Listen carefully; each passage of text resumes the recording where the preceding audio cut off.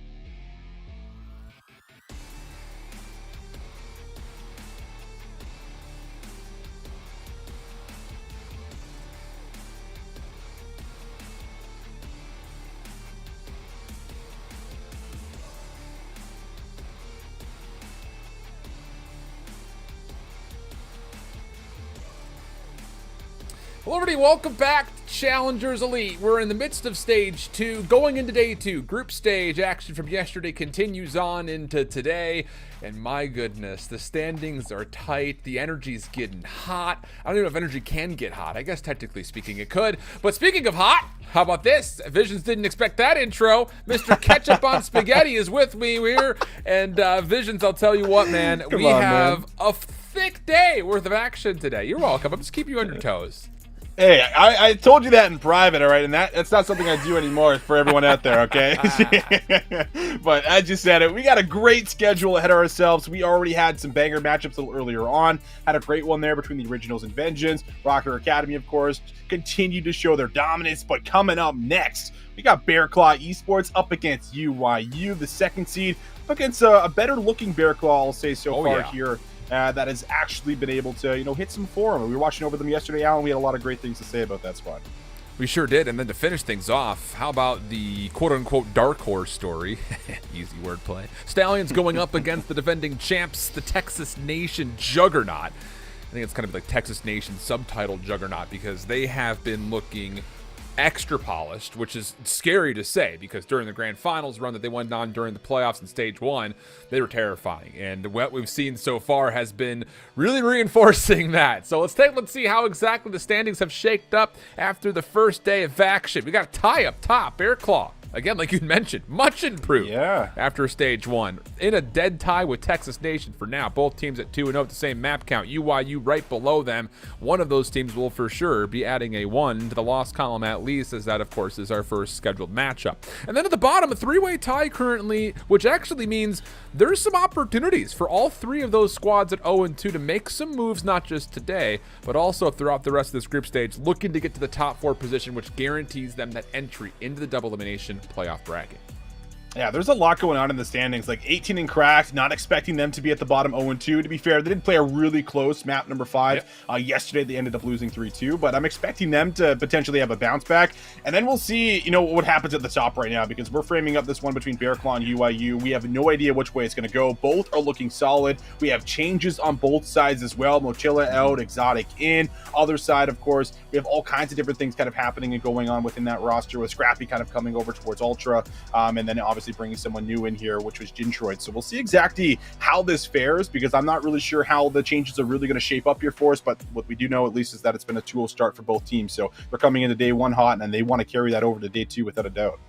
Let's dig into this Bear Claw team, because I think, especially talking with like Proper from the first stage, he was really hot saying that this Bear Claw team was going to surprise people in the qualifiers. They did that.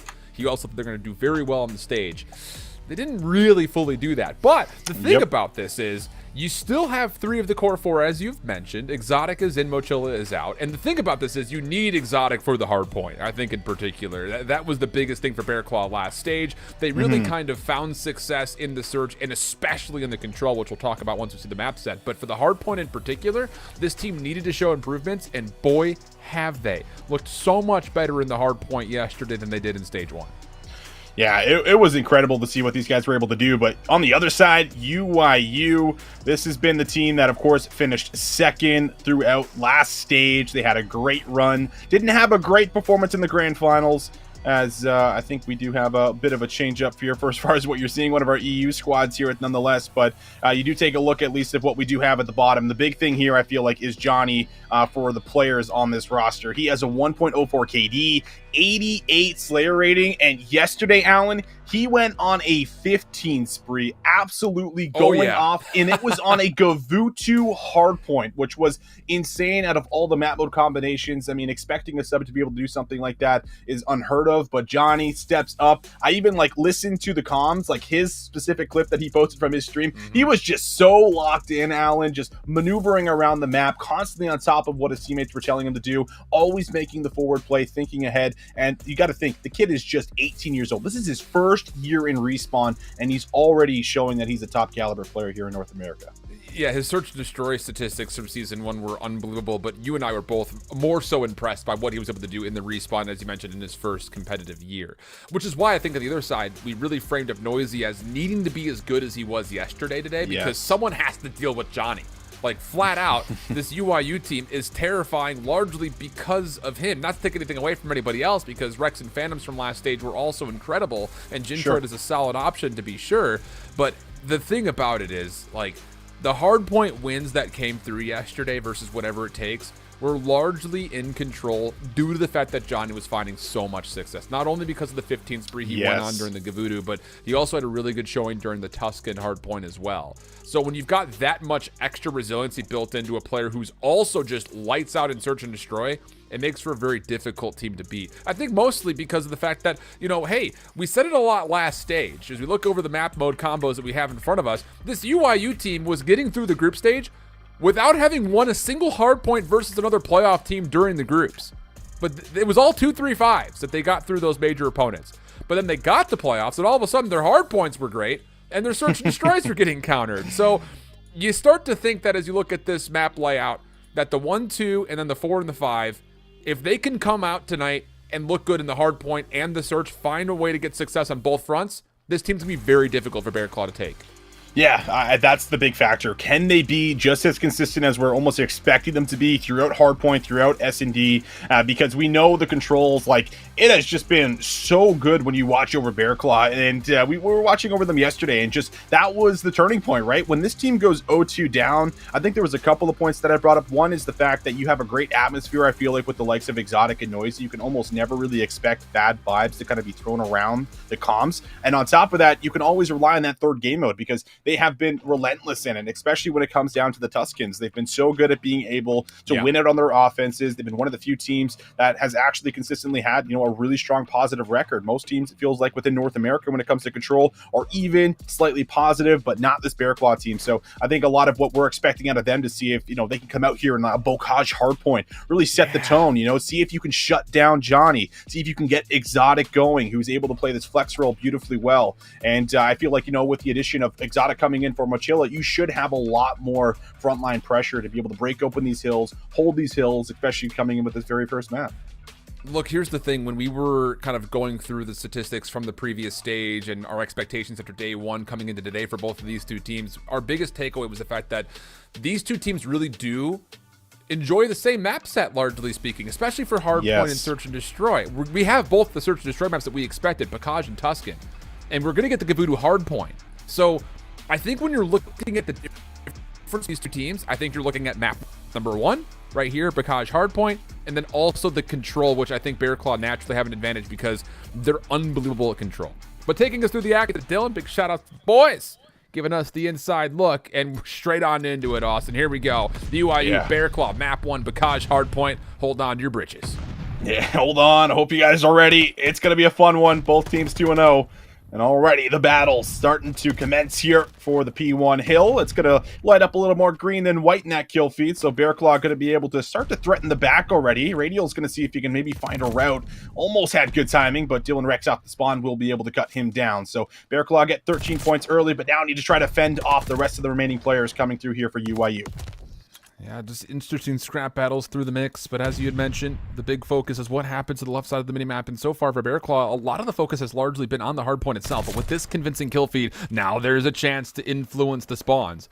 Although that said, Bear Claw taking the 3 kills don't go anywhere. They're just holding power positions looking for another wipe, and they're finding it. Kills are still coming through. Welly on 5 in a row, just playing the outside bottom part of the map is now going to have a little bit of help. Noisy saying, hold on there, friend. I'll bait for you so you can get number 6, but no, Jintroid shuts down the streaks, and in the same moment, UIU, they get a team wipe. They're going to hold on to the spawns and the hill. Yeah, look at where Dylan Rex is now. He gets to start cutting off these players as soon as they come out of spawn. So that's a really big moment here. Bear Claw try to play for the spawns, try to play for the streaks. It doesn't work. So 20 seconds goes over. Phantoms taking some shots at the sky here. Maybe someone had disconnected in the back, I think. And yeah, a couple players aren't moving here for us. And it does appear to be Johnny. So I think we will likely play off of a reset. Just started the map here in the very first couple of hills, so it looks like that will be the case. Unfortunate nonetheless here. A nice start that came through for Welly, but we will go right back into and play a restart. Look, so here's the thing. I want to spend a little bit more time here, since we have it, talking about this Bocage Hardpoint. Neither team has played it so far in the stage. They're just the first day, so through 2 matches. Whatever, that's okay, cool. Fun fact. But neither team were able to find a win on this map mode combo in the first stage. Between both of them, they only played it a total of 3 times, though. So there's not a lot. I mean, it just goes to show that this is a new map, really, for both of these two teams. I'm actually really curious to see who picked this map because, like we had mentioned, just to re-hit it again, when we were talking about the different spectrums between these teams, the only thing we could point at was potentially the control, because not only statistically are they pretty even across the hard point and the search through so far in this stage, but they prefer the same maps even dating back to last season. So I don't know, like, where's your thought process on this Bocage hard point? Do you think it favors one team more than the other just based on the roster, or where's your headspace at for it? Yeah, I have to imagine that Bearclaw was probably the one to pick this. I feel like it'd be a Bearclaw pick, and I say that because of the players that are like on that team. When you think of like the Noisies, the Exotics coming in, like I feel like naturally you're going to have like a lot more aggression like built into the roster that's going to be able to kind of play for these hills, play for the scrap time, play for the holds. Like a lot of Bocage is just thinking on the fly and being able to make the right play at the right time. And sometimes you can't wait for the information to come through. You kind of have to almost instinctively kind of make the play on your own. And I feel like there's a lot of players, you know, on both sides to be fair, but I'm looking at Bearclaw as a team I think that would maybe try to come in here, see if they can kind of just pull one out from under, you know, UIU to kind of start up on the right foot. Because when they've been so good at hardpoint, you look at where they have been good, they've been favoring, you know, Gavutu a lot of the time. They look to use, you know, the Phantoms with the AR, but he plays a little bit slow at times. So I feel like maybe you can catch him off guard. If he's not playing to the tempo needed on the Bocage, that could be your opportunity to potentially strike and use a lot of your aggression that I've been talking about. So I think that's where my mindset is with it. But at that same time, I mean, maybe UIU, they're looking to dabble a little bit. They know they got Johnny in that roster. They know they got Jintroid now. So they also got some early aggression built in. The thing about it, and I think all of what you laid out is a very predictable reason. I think it's a very good influence into what we're talking about. But kind of just watching over Bearclaw yesterday, they were playing at a very different level of speed, intensity, and pace than we saw from last stage.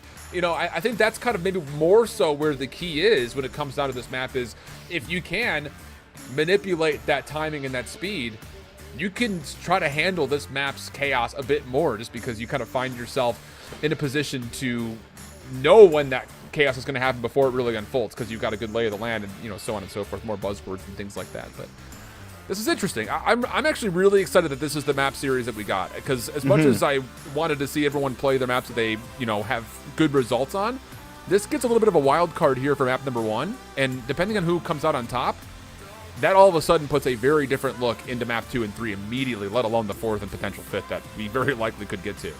Yeah, and it's almost like a real true test then for UIU as well, because remember that they had struggled quite a bit on the Tuscan search and destroys when we got into playoffs last stage, and you have to wonder, you know, with Jintroid now coming in, you know, trying to replace the likes of Scrappy, whether or not that's just going to bring, you know, some different ideas to it overall. So we'll have to see, but either way, we are going to be playing a full reset here, ladies and gentlemen. So 0-0 is going to be the tally. Well, he started off 5-0 last time around. No one missed out on any streaks. We'll see if maybe he can have that same kind of start. But it will be Dylan Rex right into the hut off the bat. We'll be able to win out on one battle. Gets info onto Exotic, but he'll not. We'll make sure not to lose that one as Johnny now throws himself on the time, and UIU will start to collect time first. Good kill from Radial. He will eventually be traded, but at least puts UIU in a position to have to deal with the mid-map. So far, so good. Even exchange. No one really popping off like you mentioned from Welly last time around. Nice little pinch play here from Jintroid. Shut down, though. Noisy still able to tally the elimination. And that all of a sudden leads to numbers for Bearclaw who are not taking their time this time around. They are getting further forward. Another wave of kills could flip these spawns around. And there it is. 3 straight down. Where exactly do UIU spawn? And, well, the minimap gives us our answer. All the way out in Narnia. Just as the first hill will close, Bearclaw flawlessly through the first and into the second. Yeah, this is perfect for you. You got the flip, you have the control, you got 22 points off P1. So now if you can fan out a little bit, see if you can cut down the players from UIU trying to store across the map. Put yourself in a good position to come out with some real time, but already flying right through UIU. They've made their way to the back. Johnny wins that battle. We'll see if they do tend to spawn here, and they will. So they'll get the 10 spawn. Johnny's already pushing all the way up. He'll find Exotic for 3 in a row, and now there's a chance for UIU to try to strike back, but they're struggling to actually get over to the time right now. We'll see if they can actually get on it, because Bearclaw's here first. Yeah, realistically speaking for Bearclaw, even though you don't hold on to the spawns, you've done a pretty solid job there in the middle, about 15 seconds or so, to at least negate some very easy time you would have felt like for UIU. That said, scrap time looks all but guaranteed here for the UIU boys in white. Bearclaw's trying to deal with Rex around the back, and boy, do they. Nice elimination from Noisy, who is playing very well, 6-3. This is, again, the big key between him and Johnny. You kind of look at that as a, who's guarding who, and, well, no one's guarding Johnny right now. Goes on 7 in a row after a slow start, earns himself the glide. Even though Bearclaw will open up the hard point, UIU, extra tools to use eventually. Yeah, more tools. You always love to see them. Radial has to watch over the back here. His teammates responsible for watching the front. So far, so good off screen. We'll find a couple of kills. Radial now wants to reinforce. Finds Phantoms, but the spawns, they're going to flip here. Radial, will he have a read on it? He will have a read on it. Radial for 3. Making a nice little play happen, and now he gets to try to lock them down here. But fighting for the front is Johnny. Wow. Johnny found 2 inside of the point, and that's going to allow UIU to break right back through. Telling you, this statistical battle between Johnny and Noisy is going to be a fun one to watch throughout this entirety of the series. So far, Johnny has the narrow edge, and with that, also his team doing the same. Phantom's also picking together 3 in a row. He's going to be playing outside the river and likely just kind of slow playing for a long route around the back while his SMGs get involved in towards barn, of which Rex does sneak into the barnyard. It's largely red, but Johnny's starting to say, I got to hit here. Got to help my teammate. Oh, and Welly! Okay there. What an unbelievable shot that is to go from the first to the second. And with that, Bearclaw have also made safe the flank, holding down this initial time at barn. Well, you got to slow down Johnny, and Willie says, all right, hold that. This is how we're going to do it, and we'll see if that will continue, because it's a dead even game. A lead change about to occur here for us. I mean, so much control here throughout this right side of the trench, stopping a lot of UIU from getting in, but here is their chance to try to pounce, to try to get in. It's been denied with the first couple of engagements. Good read in the back with the spawns. Bearclaw doing it all at the moment. Radial comes through for one more. Is there a chance for Johnny? No, only able to come up with one. Bearclaw just swarming UIU around this point. They're more or less keeping them spawn trapped in the back. Yeah, I was about to say, it's not just the fact that they're swarming inside the hard point. They're actually doing a really nice job of kind of forcing the spawns to the exact direction that they want them to be. So UIU has been manipulated towards the back of P4 just as the hard point expires. The river will open up in a very lovely shade of green. Radial making sure the gatehouse stays safe and then takes this gunfight out long towards Phantoms. Johnny, feeling the pressure, has already called in the glide bomb. And the thing about this is there's really only 2 UIU members nearby to follow up after this. So a kill comes out for Johnny. He's going to try to follow up individually by playing the top side of the gates.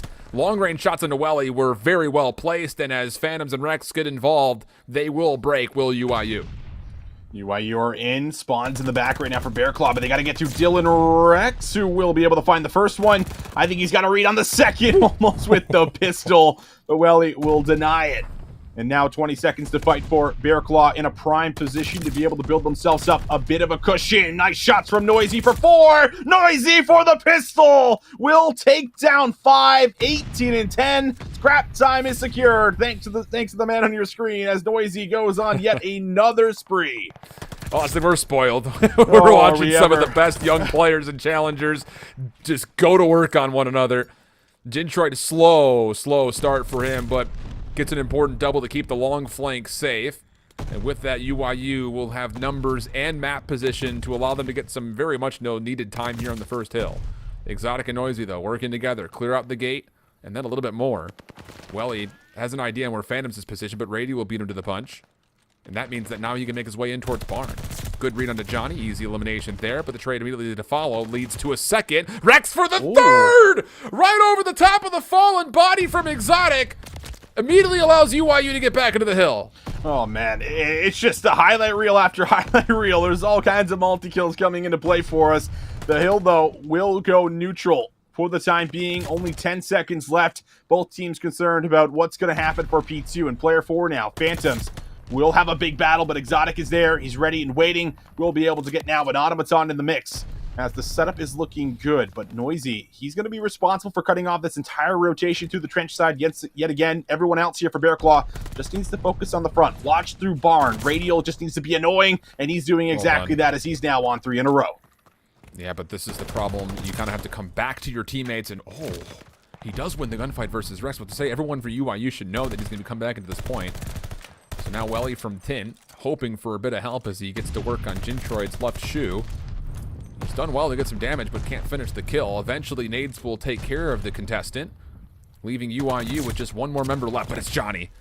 Almost slips back into Barn, and maybe he could have made a finesse play to keep working on that back 20 seconds of scrap time, but it looks like Bear Claw Esports are going to be able to lock this down without much contest, to be honest. I mean, this is not good news for UIU. They want to be able to contest this, but they're really going to be hard-pressed because you're going to get in, and this was about 25 seconds, and now that you're contesting maybe 5 seconds worth of it, so it kind of stretches UIU a bit thin, and Bear Claw are going to reap the reward of about a 60-point gap.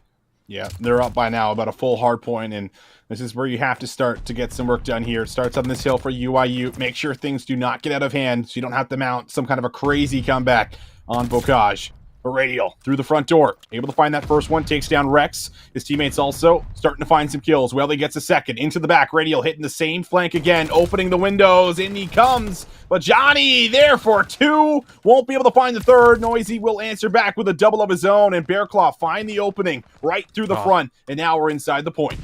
And they flip the hard point spawns as well. This is great news here for Bear Claw. Trepidatious times for UIU. Have to work your way forward, and Johnny just continues to be unbelievable. Nades plus the SMG to follow up, but his teammates really aren't there to really capitalize on the initial eliminations. It's just, there's not enough full team coordination coming through. I mean, because Noisy is 27-20 on one side of the scoreboard, but look how much help he's getting from his teammates, where on the other side, Gentroid is really struggling to get anything going. 12-26 is not good for an SMG on this map mode combination, and UIU are definitely feeling the consequence of it. Yeah, you certainly are. I mean, we brought up that question. What's it going to be like losing Scrappy here? And Gentroid has a lot of work to do. Let's see if he can try to mount this comeback with UIU. They are on the time. They do have a hold. Johnny here watching the outside of Trench once again, while Gentroid's starting to get a little more involved. Big battle here for him. Will be able to clear out one, trying to work their way through P2, but Exotic might have just found the opening, finds two in a row. Stun check to the back. We'll be able to lock them in here for a second. He's buying time for his teammates. Talk about the patient play from John Exotic right now. Nade's going to go out. Hill time is all being contested, which is fantastic for Bearclaw, and Exotic is still going on a tear! Oh my goodness, John just found 6 in a row, and he's still keeping the pressure on. How is this guy must have sold his soul to the devil? He even forces the team kill at the end. That is a hellacious move from Exotic that may have just completely put this map out of reach. Because, yeah, you're only dealing with about a 45-point gap, but Bearclaw have total control around the river.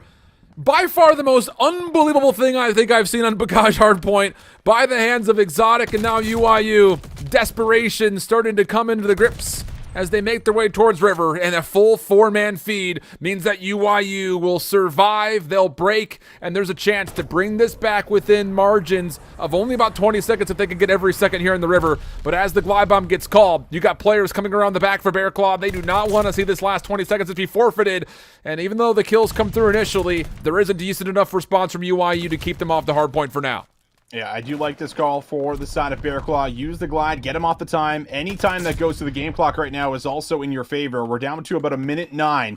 Might not even be needed, but it is going to be another factor to keep your eye on as Doisy takes one more gunfight there. And we'll be able to shut down yet another, winning the battle here versus Johnny. So we go to P1, and you can't let too much of this time go uncontested. If you're UIU, you have to try to contest it. You have to try to stop the clock. It really is a difficult ask, though, because you also need to flip the spawn, so someone's going to have to do something like Exotic just did, honestly, if you're going to be able to do all of those things and keep Bearclaw Esports away from the 250 mark, and the kills just are not coming at the moment. Gentroid does sneak through to at least get the one player off of the hard point. Interesting battle with Noisy, which leads to a second elimination, and now help is here. Well, he will at least be able to find one response. Johnny, caught with a nade out, will also be deterred from any further plays. And with 18 seconds on the clock, a lot of it going neutral, it really comes down to what Phantoms can find on the long route here on the back. Yeah, all alone here. We'll start to get a bit of presence from the front. And now Rex is actually kind of with them, but here's the battle. Phantoms is going to take it. Looking for the second up top and finds John. This clears out so much space. Well, he sure takes him back, but he's going to spawn right back up. However, you got to get on the time right now, UIU. You have to try to contest this because from the front, look at player 8, Radial. He's been able to move on through, and now it's 168 to 227. The game clock's also playing against you, UIU. They got to play perfect. UIU's trying to zone, and they just didn't have the kills to allow them to move as far forward as they were hoping to. Granted, again, you don't really have a choice. You kind of have to make the play for it. Exotic are on the back denied, so hold on a second. UIU have found themselves a couple of convincing kills. But Noisy Welly working, wrist outside the tanks. That's going to be enough to just leave Rex by himself, and Rex turns it into a double. Problem is the clock. 12 seconds. Radial keeping safe the barn, and that may just do it. Regardless of if they touch or not, you still need to get on the rotation as well. And the kills for Bear Claw Esport will allow them to win by way of game clock, 228 to 180. And you have to wonder how much of that comes on the backside of Exotic completely dominating the barn for 7 straight kills to make sure Bear Claw don't just get the scrap at 4. It also allowed them some convincing time on 5 to start. Yeah, that play from Exotic, I mean, goodness me. Like, it was the patience matched with the crazy feed that came in, right? Because he stopped, he got the stun down right in the corner, he bought so much time, he waited for that full regen because he picked up a 2-piece right before entering in, and once he gets the regen, it's the challenge on the staircase, it's the follow through on the slide cancel, everything about that, like, you could not have played it any better. And it really swung such a massive momentum, over to this Bear Claw Esports that gave them so much time, so much room to play with on that rotation to new. And you really could feel the impact that he had after that moment in time, because before that, Johnny was keeping up with him. He was putting up some great numbers here for us, Alan, but we weren't getting the same out of the second SMG duo that we always come to talk about here. Agreed, and that definitely hurt them as we got to the end. Especially on this map where the duo turns into an SMG trio, right? Like, I think that's kind of the other big point, too, is that Jintroy, at this point, he's 5-16, 12-26. We mentioned it at this live moment. And as much as I hate to say, like, a one player kind of costs you the difference maker between this series, honestly speaking, UYU were making correct plays. They didn't just get beat on rotation every single time or anything like that. I think a lot of it just came down to the fact that they were missing that extra gun in a couple of key moments, especially on break attempts. I mean, so many times Johnny would come through, nade, SMG, finds 2 kills in some way, but where's the follow-up? It just wasn't immediately there, right? Like 23 non-traded kills for Johnny. He really was doing everything you could possibly ask him to. 11 of those eliminations, by the way, were on the objective, and it just felt like there was not enough pressure on the OBJ itself immediately after Johnny's entry. So maybe there's the difference maker there. Maybe it's just the fact that Exotic just does something stupid. Maybe it's the fact that Noisy drops 40 kills. I mean, pick your poison, really. Just what a fun first map that was. Yeah, so fun. Just watching like all of these young guns in our lobby, both being 2-0, right? And just popping off and making some unbelievable clips happen. It was a absolute joy. And that was just map 1. We still might have 4 more maps here, right? We got a whole ride ahead of ourselves here, Alan. Yeah, I mean, buckle up there, brother. We're going Yes, through sir. it. That much is for sure. There may not be as many valleys, though. This might just be one constant, like, long drop from the top of the roller coaster. Yeah. The thing, too, though, we have to keep this in mind, because if you're joining us here late, our biggest frame up for this series, both these teams, not just off statistics, but also off of map preferences, are so narrow to one another. The gap is marginal. Like, you couldn't slip a piece of paper between how tightly contested these teams are supposed to be based on the results we've seen from day one, but also kind of going back into season 1 where they preferred to play. That map right there was new and fresh to what we expected. So Bear Claw Esports have all of a sudden built themselves a much easier pathway to winning because they're incredible at control, let alone Tuscan control. And then beyond that, there's really not an advantage for UYU on any of the other game modes statistically compared to Bear Claw. I think the Gavutu map 4, we've seen UYU do incredible stuff there. I think you could probably lean to their direction, but there is not a convincing map mode combo out here for UYU in my mind from here on forward. Everything is going to be contested like that first map was in my mind.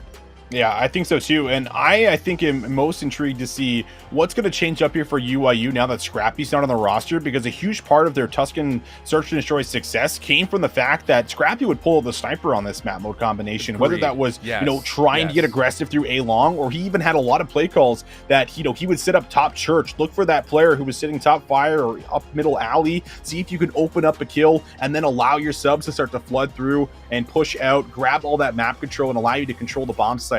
And if you can stop that plant from going down, then we know how difficult it can be for the offense to actually, find an opportunity to get back into those rounds where they lose the numbers advantages off the start. So I'm really interested for that fact. What role is Jintroid going to play, since he likes to use a little bit more of the SNG, and Scrappy was a little bit more of the, the automaton, the flex. He can play with anything he wants, more or less. So we'll see exactly what comes into play here. But that same note, you brought up the fact that Bear Claw, I think, have been pretty solid when it comes to the S&D, and they're going to be looking to match a lot of what Johnny is doing. Again, I think it's like that frame up of the Noisy versus Johnny matchup coming in here for who's finding the entries, who's actually exiting with their life, and who's really getting in there to make sure that you're trading out these aggressive players that are looking to run through.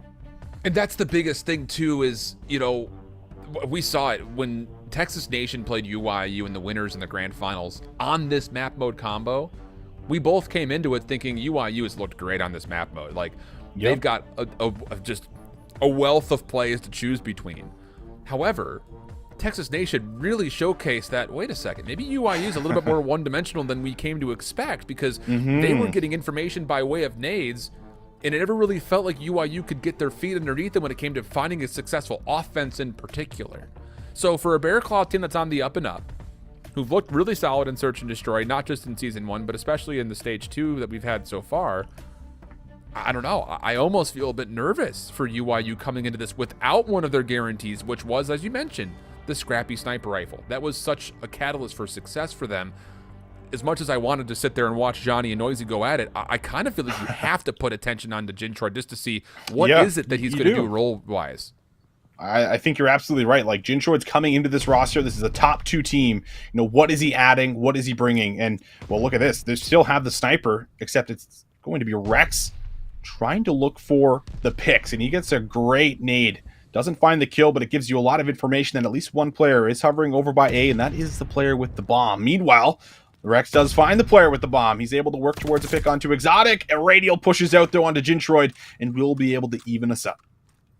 Yeah, good stuff here. But is he what looking next, through that? I think, is the question. I guess so. I'm, like, squinting right now, Alan. Dude, me too. It's like if it's a pixel, it's half of one. Noisy up front, though, makes an aggressive play. Johnny shutting it down. And all of a sudden, things become a little bit more difficult for the offense. And, well, he's kind of stuck at the moment, trying to play with pixels up top at fire. Underneath, 30 seconds to play, no bomb. Good read into Johnny, but he gets away. Oh, tags into Phantoms. I think that was just a pre-fire thing. And then, well, Rex, yeah, it's just beautiful. Upside down, inside out, down low, high, left, right. This player's looking at him from every direction. And eventually Rex finishes the final kill. Well, I mean, the big question I was going to bring up after this round was, how does Rex look, with the sniper rifle? Looks pretty good. We didn't see the first kill, but yeah, he got the first kill onto Exotic. That kind of got the bomb down. Radial felt like he had to make the play, and he did come out with a kill onto Jintroid there outside of the B site, but was unable to translate that into more kills or into a different route to try to come behind and upset some of the defense here at the back of A. So Rex, of course, with the start here 2-0, round number 1 with the scope. Might as well keep it out here for yourself to see if you can go for it. But, I mean, one thing we did know from UIU in the past was that they love to go for the planet A. And Phantoms, he's ready for all 3 players to potentially come out and challenge him. Yeah, I was about to say, Phantoms is very aware about this play. He kind of gives away his position by opening the door, but still capitalizes on first blood. That's Exotic, who falls 2 rounds in a row. And as the trades start to amount, it turns into a 3v2 favoring UYU. Bomb also planted. And this defensive retake is going to be hard-pressed to find any free space to work with. Although, well, he sneaks all the way through in towards L-turn. And now Jintroid has to kind of back up away from fire. The problem about this is Phantoms is still watching the crossover the middle of the map. And Chris is having a hard time with the windows. It doesn't make a difference. Still takes the kill, and now Phantoms is in a terrible position. Well, he's going to hop on for the defuse. Radial just needs to keep him safe, but he's bounced off, and the defuse gets denied. Radial thinking is going to hit from well side, gives up the high ground, and just enough space for Phantoms to get there to find the kill to deny the defusal.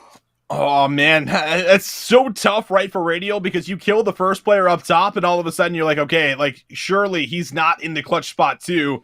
And then Phantoms just comes all the way over here from the back of P5 and says, well, you thought wrong. Able to take him off of the bomb. No defuse comes through. Nice play for Phantoms. Coming up with a massive round to make sure Bear Claw don't find themselves on the board here.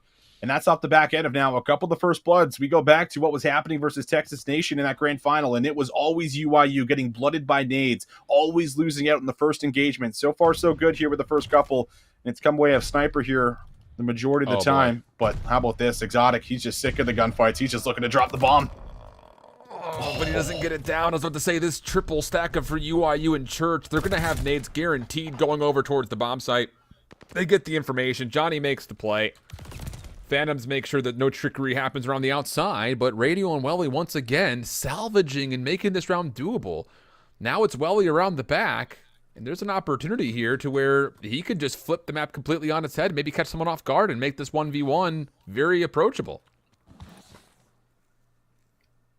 Welly, known him for the clutches in the past here throughout Vanguard. This would be a big one to get your team on the board here, but now his position going to be known. And you have to figure out where are you going to go here. They know you have an automaton, so you don't want to get into too close of an engagement, but it looks like Welly, I think, is just going to try to stick this, and it might be at the worst possible time. He will get shrugged off of the bomb, tries to go for the reach out. There was a second player there anyway, UIU. They used their numbers correctly. They played their lives after the first shots came through, and that's 3 straight rounds in a row now for UIU. 3 straight first deaths for Exotic. That's one by way of scope, the other by way of just unfortunately going into Phantoms first, and then that one just Johnny picking up Hart after the quick plant was the goal for Bear Claw. So UIU in a very commanding space through 3, largely due to the free first bloods that they've gotten, because honestly speaking, there even hasn't been trades after some of these firsts. It's just been free kills coming the way of UIU. Easy numbers advantage. Johnny going to put a little bit of consideration to Bear Claw's defense by way of nades over P5, but it's Noisy who gets a set nade onto Rex, so no sniper here, as Bear Claw will have their first man advantage. And when you have 3 rounds like this, you have no fear, right? Johnny can make a play like this because you're 3 rounds up. And even if he doesn't follow through on the kill, you still have to worry about where did this guy just go. And well, while that happens, Jintroid's also winning out on battles here.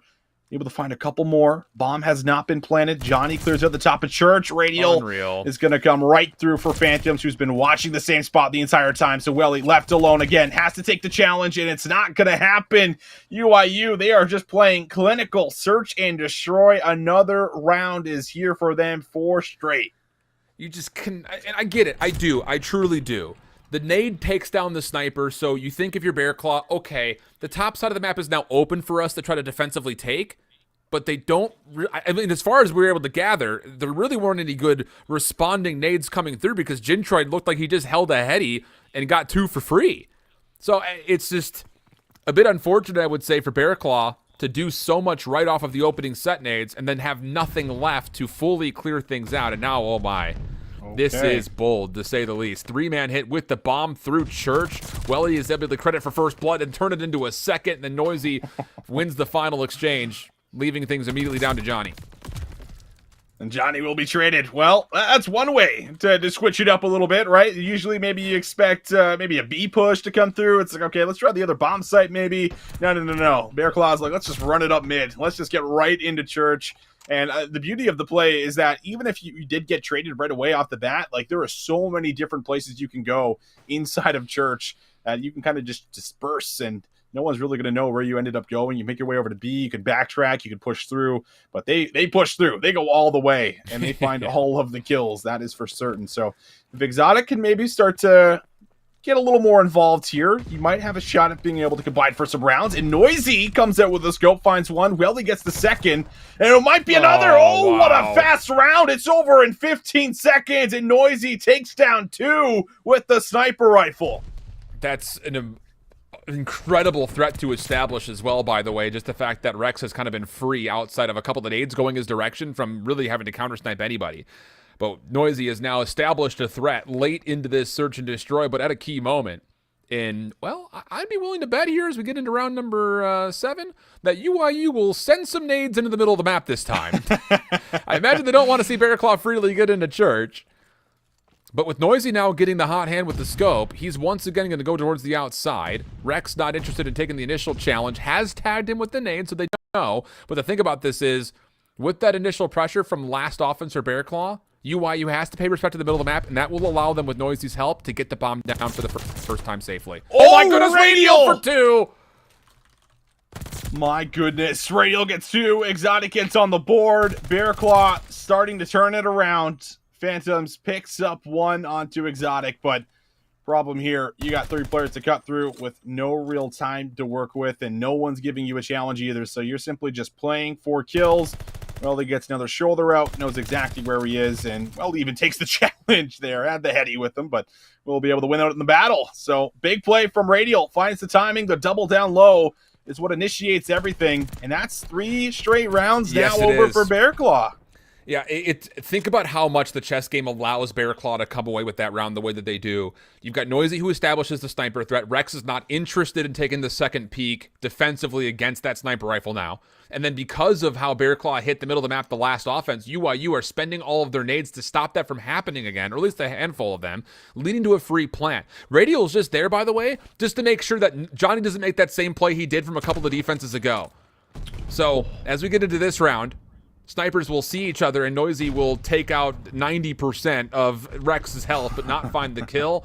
Phantoms does get credited for first blood. Jintroid following things up, and then Rex with an elimination means that Exotic on this long flank would have to do something impeccable. Does get a scope, but he's got a big battle right here versus Phantoms, and he wins it. And now you might not be so keen about dropping the bomb over by A, but they're going to still do it. It looks like they're planning for the safe side. And now Exotic's going to have to wrap all the way around. I like this. He could actually find really good timing here. Finds the first one. Is he ready for the second? He hears him. A 1v4 for John Exotic. He spots him in the back. Stun comes out. He will lock him down. Exotic just needs a few more shots. And can you believe it? From 0-4 to 6-5. 1v4 for Exotic. And on today's episode of Things That Can't Happen, Exotic... just unbelievable. How in the heavens has he done that? Look, the thing about it is, you make the first 2 kills come through cleanly. They feel like trades. And then you've got a 1v2 at the end in which you've got dead silence, allowing you to move very rapidly around the map. He completely clears out P5, gets a read saying, okay, I don't know what's backside of A, but let me make sure nobody's in church. And once he gets there, he will realize that he's got a couple of contestants, and the read is flawless. Holding on to the stun until that late in the round is super beneficial, obviously. Get in that late connection, and now we get into a round number 9, and Exotic says, no, we're not slowing down. I'm feeling good. Let's do a little heat check and see how far we can get. And oh my, have they. They've gotten all the way around the back. Exotic has single-handedly cleared out 90% of the map. Well, they've been VOD reviewing the Stallions a little bit, haven't they? Once they come all the way around. Exotic tries to come through. Won't be able to win that battle, but up close, Radial is good for it. Finds Rex, 3v2 now, over to Bear Claw Esports. The bomb in hand of Welly, waiting patiently, watching over Church and Jintroid. He could spoil the play. He's in the back, but it's red from Noisy. God, this might be 5 straight rounds. Phantoms in a 1v3, now 1v2. He's gotten some space. Gets a read, gets Welly down. Surely we don't see another major clutch coming through. Phantoms on 3. Dead silence in effect, has gotten away, gotten the regen, and found himself an extra weapon, MP40 and Automaton to use, depending on what kind of timing he finds. And, oh boy, right around the column is Noisy. Holds the scope up, and it's a 1v3 and responds! No. What? No. Oh, man. We said it was going to be exciting, but I didn't know it was going to be like this. Look at this. 1v4s, 1v3s, throw it all in. At this point, just give us the round 11 bomb down 1v1 for the map. Holy. 1v4 for the map, maybe at this point. Maybe that too, yeah. But my goodness, I mean, Phantoms gets out with the first one, and now he's on a bit of a spree. If you could find maybe a couple more kills, you could have streaks, worst case, if it does go to around 11. But what will they decide to do? This one has been so creative over the last couple of rounds in the back half here. But Welly and Exotic, well, that really puts you in a great spot to get to around 11. And, well, Phantoms, you did a 1v3. How about a 1v4? At this point, oh my gosh, how does that nade land there? Of all places, in the alley away from fire. And the thing here is, there's really no way you play for streaks. You're going to go for this? Surely not, Austin. I'm telling you, brother, if he pulls this off, you're going to need to fly over here and just hold me. Just rock me to sleep tonight. Because I'll be on edge. And Phantoms actually is going to hold off here. A bit surprising, because you think that at this rate, like, if you find 2 kills in the next round, the glide bomb maybe gives you the guarantee. But, like, I don't know. I think you go. I think you go for this just because that glide bomb is essentially, if once you earn it, you're going to essentially win the round. You would feel like at that point, but no bomb, 1v2, not a lot of time, and it looks like Phantom's Ghoul will just hold his life for next round. I guess. I don't know. Yeah, I guess he just knows there's 3 members alive. I guess what he did previously was pretty exceptional, but not feeling up to the task here this time. Knows that they can still get it done here in the round 11. But I mean, you have to kind of remind everyone this was a 4-0 lead for UYU, and we are going to a round 11. Bear Claw, they have quite literally clawed themselves back into this one. And now we'll see if they have a shot at being able to go 2-0 up here, because UYU, this is a map that you feel like they need. They should have already won. And Phantoms at 12-6 on the 5 spree did not go for the play, looking for a couple more kills to earn himself the glide, but it will be the side of UYU on the attack.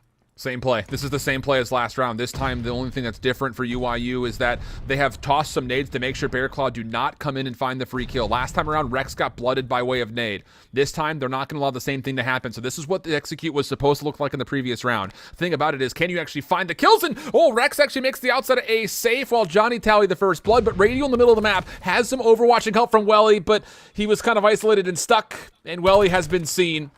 It's a 1v3 for Welly to try to clutch up the round 11. Bombs going down.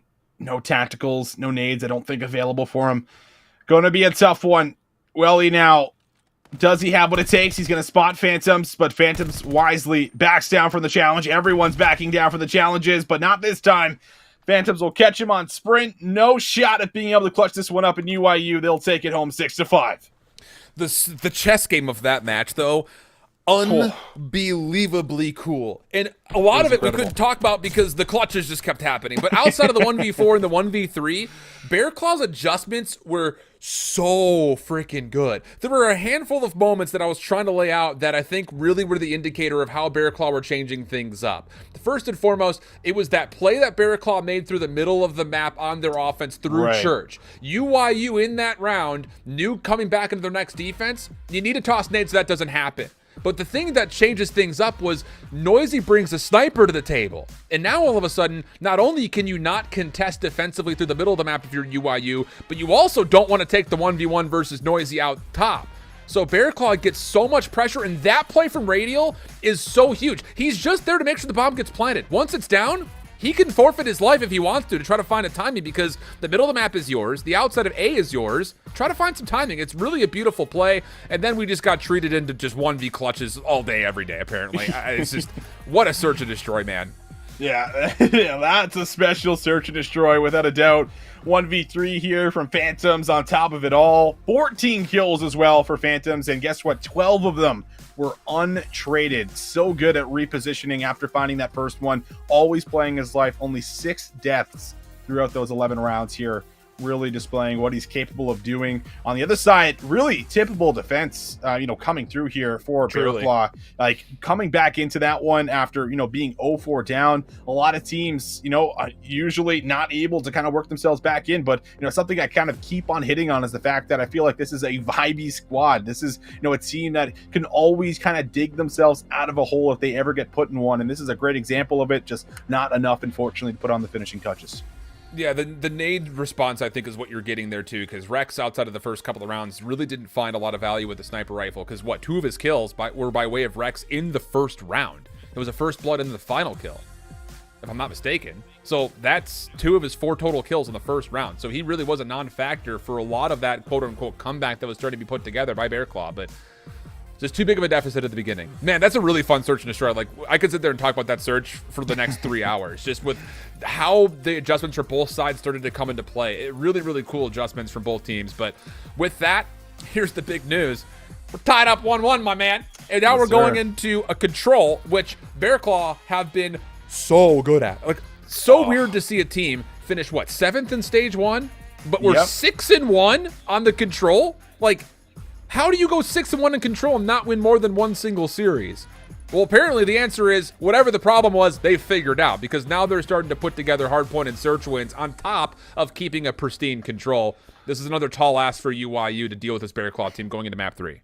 It really is. I mean, like, this is the game mode for this squad. It's been the most consistent one, and it almost feels like it's gotten a tad bit better with Exotic coming in after watching over what they were doing yesterday. Like, this was the turning point for them when they came back after being down, 0-2 in the series. They went the distance, but they still closed it out in the round number 5, and everything that we were getting out of Bear Claw was just such a fast tempo, such a fast pacing. Like, they were just sprinting at you over and over again, and even when they're not coming up with the kills, they're always figuring out where the next push is coming from, which is just so valuable when you talk about the fact that you're doing this when you're pushing up the mid alley or you're pushing up A long. You're getting that info so early, it allows you to readjust and reset up over and over again to, put yourself in a position where you're always ready for it. So we'll have to see what UIU can do, because it feels like they did have maybe a little bit of a slow start coming into the map number 1 on Bocage, but you are really looking, again, for these subs to try to step up and match what Noisy's been doing, match, what Radial's been doing as well here. The 3 sub setup, I think, has been electric so far for everything we've gotten out of Bear Claw Esports, and they also have to be feeling still, pretty decent about bringing that one back, saying, all right, we didn't close it out, boys, but we're going right into our best game mode. Like, this is where we're going to look to go 2-1 up here, and I feel like you will have to continue to do what you've been doing, because we have a Gavutu hardpoint right after, which is exactly what UIU wants. So this is just such a back and forth battle of, this is your map mode combo, this is our map mode combo. We have to win them, but upsets can happen. We almost saw one right there. Man, I'm telling you, we could have determined this series in map 1. Like, it may go 5, but we may have determined this entire series by what happened in that first map. The thing, too, about this, like, talking about the SMGs for Bear Claw, like, look, we all love Moch. We really do. He's a good guy, good player. But Exotic just brings something different to this team that Moch, I think, was kind of lacking with the squad overall, especially for Respawn, right? Like, sure. As you mentioned, like, the ability to pull out 3 confident SMGs brings you a whole new dynamic and tempo and pace. And Exotic, even though he did have a tough start in the search, showcased the ability for him to just individually do incredible battles. We saw that on the Bocage, and you have to expect that that's something that we could potentially assume will also be a key indicator of this control. But Exotic will start things off with an AR watching the middle of the map, and, well, he'll be the last one left alive after the initial engagement has happened. Oh, I really like this. They just kind of 3-hit right through A long, 1 cuts mid map, and then you have player at Phantoms who's watching for a B push through. But everyone does lose the battles on the second attempt, so nothing really lost here for the side of Bear Claw. They're able to recover, and Exotic does have the AR here for us right off the rip, as Radial can't exactly line up the shots, but finally gets there. Now it's been 1 tick of progress. Looks like the second. Well, he's going to start to fan out here to see if they can put on some additional pressure. And they look at Radial. They know exactly how the spawn timing is going to work. Radial's able to turn it into 3. He cuts off the entire rotation by moving through Church, and Radial has blessed Bear Claw with 5 in a row. The A zone, it's not gone though. Phantom's able to find a 1v1, means that 3rd tick of progress is going to be depleted, but Radial has put himself on 6. Phantom's trying to hold a corner, gets denied, and it's Chris with full streaks. Radial's just running through the map. Anyone that squares up against him, he is putting him 6 feet under. This has been an incredible response, and look at what this does to the lives as well here. Now you have yourself a pretty decent advantage, up by 5 as the A zone is secured. You now have 1:45 to start working over to B. You have streaks to work with here already, and now the baiting and switching starting to take place. Noisy doesn't even have to worry about a switch. He takes down 2. Right onto the zone we go. Bear Claw are 3 strong. Oh my goodness, there's so much to say about what's happening on screen right now. We can just go ahead and enjoy the gameplay though, because Radial is just not losing a gunfight anywhere. Number 9, sure, just walk right on in, why don't you? Double digits on the table for Radial. 19 playing up against 11. Well, he's also denying rotators from the backside of the spawns. It's not good news here for UIU. Not good at all. Even the pistol whip nearly comes through, but well, he still forces the team kill.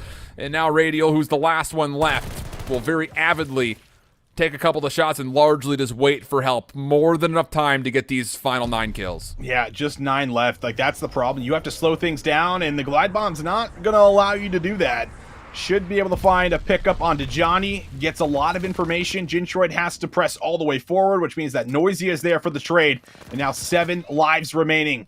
Have to break through. Radial here on 10 in a row. Can he make it 11? Yes, he can. Chris just can't be stopped right now. One more player coming up on his right, not ready for it, but that's easy pickings for Exotic, and now only 4 lives remaining. It's just job done, brother. It's job done. 12v3, you would have to get a convincing kill feed right here for UIU. And Bear Claw are actually going to make the smart play by going around the back. A lot of nades off respawn for UIU have already been tossed because they weren't sure where this hit was coming from. Hold up. Oh, wait a second. 3v10. Phantoms has made safe the entire church play. And with that stun connected earlier, they know that these Bear Claw members are around the back. So they're in high ground positions watching this rotation. Have they maybe just done this? Radial on 11 and 5 may not be enough through one round. 3v9, the clock ticks down to 1 second. Welly trying to get in, and UIU defensively hold a 4v12? What? That one we were thinking was wrapped up. This one's over, brother, I think is what was quoted. This one's not over, brother. This one is winnable. I don't know how it's winnable, but it is. And somehow, UIU, they hold that, and it comes down to maybe being a tad bit too patient for the play to work in the back, and that stun check, it really gives you so much, but we can't sit here and break it all down. We're right into round 2. I want to. Quick pause. I know. Can we get a quick pause here? Tech issues, tactical pauses. Nah, we need caster pauses for breakdowns because, oh my. 4 kills for UIU through the A zone leads to a quick 2 ticks of progress. Noisy never really allowed to do too much with this flank, and as he sets foot onto the zone, UIU turned to deal with him. And they only drop 2 lives while they get an extra 60 seconds on the clock. And these SMGs are starting to really put some pressure towards the north side of the church. Gintroid on 5 needs to play for these streaks. And he's not going to be able to. Exotic hitting a pinch through fire leads to a team wipe favoring Bear Claw Esports, and we're tied at 24 lives apiece. Yeah, and this is what I know I kind of expect here from a Bear Claw. Look at what they take away. Top fire controlled. You have the back of rooftops completely yours. So what's your only option? You have to go all the way through A long right now to get to the back. But guess who's there? We have Radial. So every part of the map is covered despite not holding hands and being right beside one another. And now Welly cleans up Johnny right through mid. The radio push coming in here. It has to be convincing, and they do find it cleanly. And now Rex also able to put himself in a great position in the back here, which is going to start to spawn some of the players beside Church. So you have some players into B, but they're not staying alive. And now Rex has to come back to try and reinforce. Radial, dude, he's having himself a map. 17 and 7, they're still minute 20 in the second round. Like, are you kidding me? Dude, what did Chris eat for dinner, bro? Like, this is, I haven't seen Radial play like this maybe ever. This is the map of possibly his career, at least we've seen on broadcast. He's putting together another potential extension for streaks, by the way. Just casually going to mention that. But the thing about this is UIU have taken over the backside of the B zone, meaning that Bear Claw Esports would need to win these gunfights from the high ground. It's not necessarily a guarantee, especially with Johnny kind of lingering underneath them, but they do eventually clean things up, leaving Phantoms as the last player left alive. He wants to try to stall the clock a little while longer, and that decision will cost him his life, while Bear Claw quickly find the kill, and then possibly Radial for a quick weapon swap for more, but oh, man. You have to just keep in mind that nothing is a guarantee. We just learned that full force in the last round. So 16 playing up against 10, 37 seconds for UIU to make a play. Yeah, still a chance here, but it's a double crouch play. Dylan Rex gets the first one, but Exotic's here for one, maybe even a third. But he pre-fires the wrong door. But still able to find 2 in that situation is perfect. As you're now down to 8 lives. Welly cleans one up off the zone. Waiting for the players to start respawning, coming back through for another attack, but Welly has been able to take down 2. Gets info on the remaining 2 players, and Radial able to come up with 1, but you're low on time here. A lot of pressure on UIU. They have to stop the clock, and Dylan Rex tries to track them all the way through. Not going to happen, and everyone looks to be cleaned up here for UIU as they can't get back to the zone. Wow, man. What a control. What a series. There's still so much I want to talk about in that first round. I'm just not going to be able to. Clayton, give me a telestrator. Let me draw on this thing. 'Cause this has just been unreal, dude. This has been absolutely unbelievable. And somehow it's not a 2-0 for Bear Claw. That's, I think, the lingering. I mean, we're all hung over after that first round at the moment. I mean, I don't even know what. But the thing about this is this. Bear Claw, going back to that first round on offense, they punished UYU heavily. Not just off the fact that they won the first set of kills, but UYU kind of over-aggressed after they were able to respond to the play towards A, and Bear Claw were able to reap the reward of not just kills, but it turned into that pressure from Radial around the back. So we'll see if UYU have learned their lesson the hard way. And so far with these opening engagements favoring UYU, it seems like they probably have. Johnny, once again, though, trying to step maybe one pace too far forward. And that will be enough for Bear Claw once again to get free picks and mitigate the life lead that was initially won by UYU to start making progress in the middle of the map. A couple kills coming through here for Noisy, 2 in a row, and it looks like it might just be a quick rotation over to B. See if you can draw some of that pressure away from A. Radial takes a route in the back, 3 in a row for him. Phantoms with a quick trade, though, will make sure he is no longer alive. However, first tick of progress, it's secured, and Noisy, he is still alive. No Noisy is way. still alive. Does he have a third? Noisy is still alive on the point for 2 ticks of progress. Radial's now with them. UYU, you have to go. Yeah, and Welly's here to help, by the way. He was the one that's kind of the insurance policy to stall out the clock on A in case things broke bad on B. He rotates over, but Jintroid very avidly makes sure that there is no more rotations coming through, and then also steps foot on towards the A site. He may be able to defensively do something special here, but Radial will deny it, and Welly will make sure the flank stays safe. That will lead likely to a second tick of progress here on A, and with these kills from Noisy, it may just guarantee the zone completely.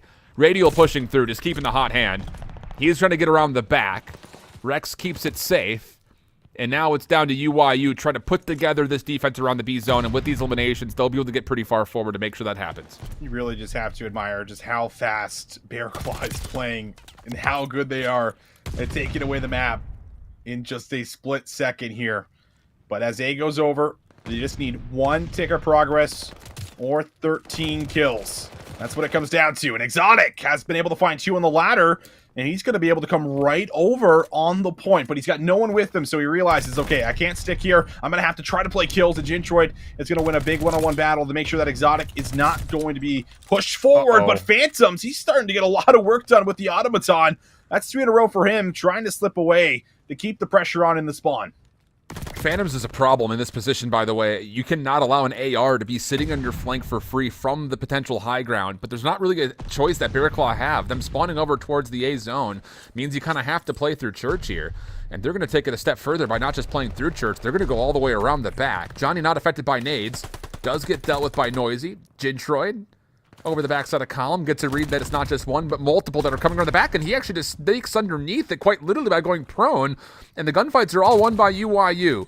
Radial looking to maybe slither his way up the staircase, but Rex is aware of it, and that's going to be a 4-for-1 exchange, and UYU are now so far pushed forward. This is trouble, but it is just a 4v4, keep in mind. Yeah, it's like S&D right now with the clock. No lives remaining. 30 seconds, though. 1 tick of progress. Is it going to happen again? Can UYU defend the point with their backs up against the wall? You got 1 push, and we can see if they could do it here. Everyone coming through the back right now. Here we go. Right through. Can that first engagement come through? The stun comes out. Noisy holds his life, but there's only 10 seconds left on the clock. Radial's waiting to pinch, but he gets shut down. Rex was watching it the whole way through, just down to Noisy, and he will not be able to do much more else. Oh my god, dude. We're not going to have voices by the second series of NA tonight. This is... Look, we kind of came into this one expecting these teams to be close, but I didn't expect them to be this close. This close, right? This is some of the best action we've seen all season so far through Challengers. Not just on the stage, but on the year. Both teams are just going haymaker after haymaker at one another. Individual plays galore. Great team plays galore. It's just... This is a Call of Duty treat. I mean, this is a buffet line, and you got free entry. This time around, it's going to be UYU taking the unorthodox approach. Exotic, here trying to keep this play honest, but is not able to find the first blood. But look at the long flank. Bear Claw looking to play around the back. Yeah, Phantoms, though. Oh, he was reading it, but now he wants to turn and try to assist. Will they be here in time? Here we go. Noisy finds the first one without a problem, and, well, everyone else falls immediately after. So they do get 1 tick of progress, but Welly's able to put himself in a spot where he can already start to win out on these battles here as they make their way over to the A zone. Shots are coming through. Welly's going to be shrugged off of it, and the nade will clean him off. So that's now going to be about a minute left on the clock. You have no real progress today, but this is their opportunity to get here and get that extra minute. How big's the Phantom's been in these last 2 rounds? That single-handed clear from him, it will be good for a second tick of progress, just barely. Jintroid by himself. Goodness, Jintroid by himself. And he snuck into church. Oh boy. And they've got progress to eventually be made over towards B. The only player that can deal with this is Radial or any players off the spawn. The problem is they don't know that Radial's in radar. And that's going to be enough to clear the pressure on the B zone before they can lock it a second tick. This will likely come at a concession of the A zone, though. So 22 playing up against 19. Bearclaw looking to zone far forward in front of the B zone. But UYU, with the extra 60 seconds, more than enough time to keep working on this B zone. Radial just now watching over mid-map. And are they going to try to work all the way to the back again? We just saw Exotic take down Phantoms.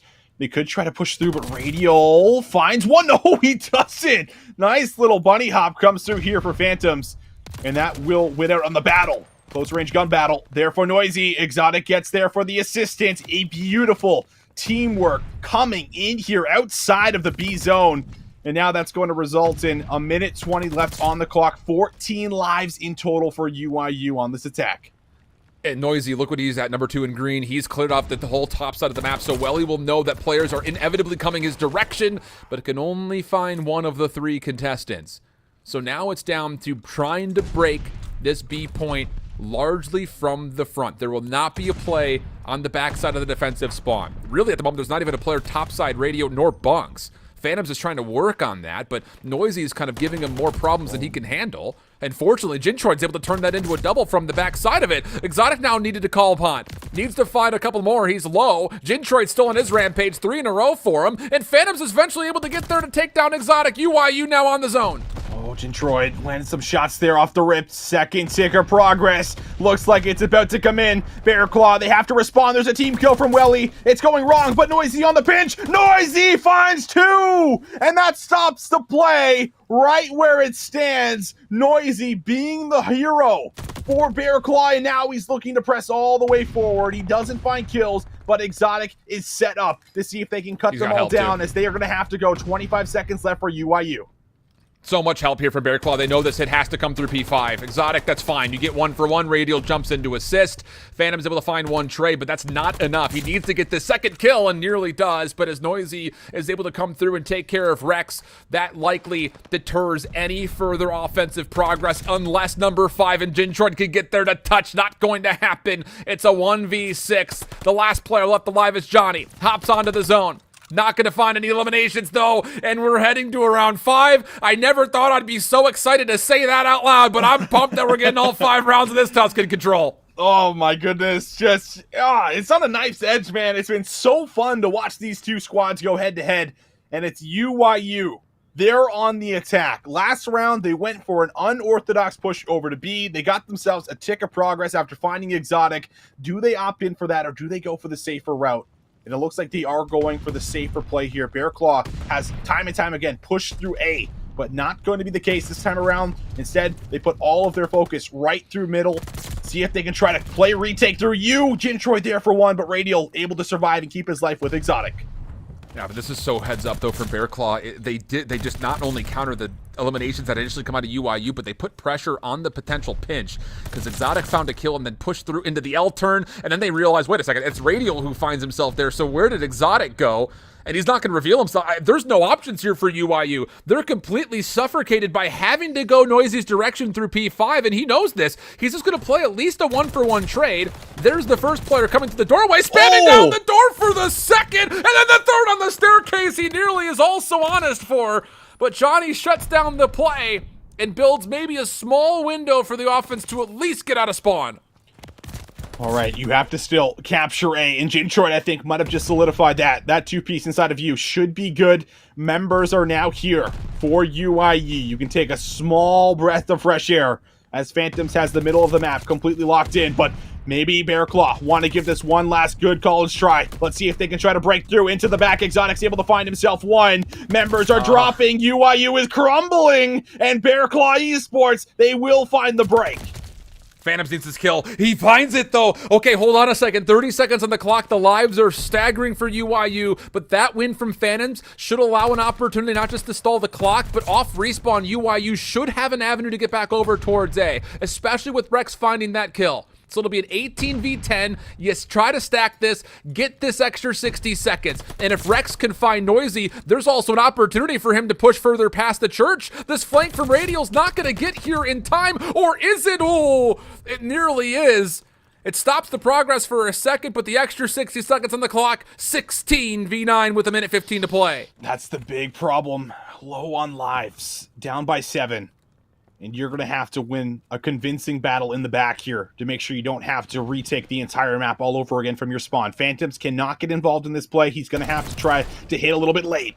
And well, he's able to find one. Takes down Johnny, takes some shots into Jintroid. Still 2 in the back, but Radial comes back to reinforce. He is now 47 and 25 right now. 50 seconds left on the clock. UIU, they do not find a convincing feed. They're starting to drop, and now they're only down to 4 lives. No respawns are remaining.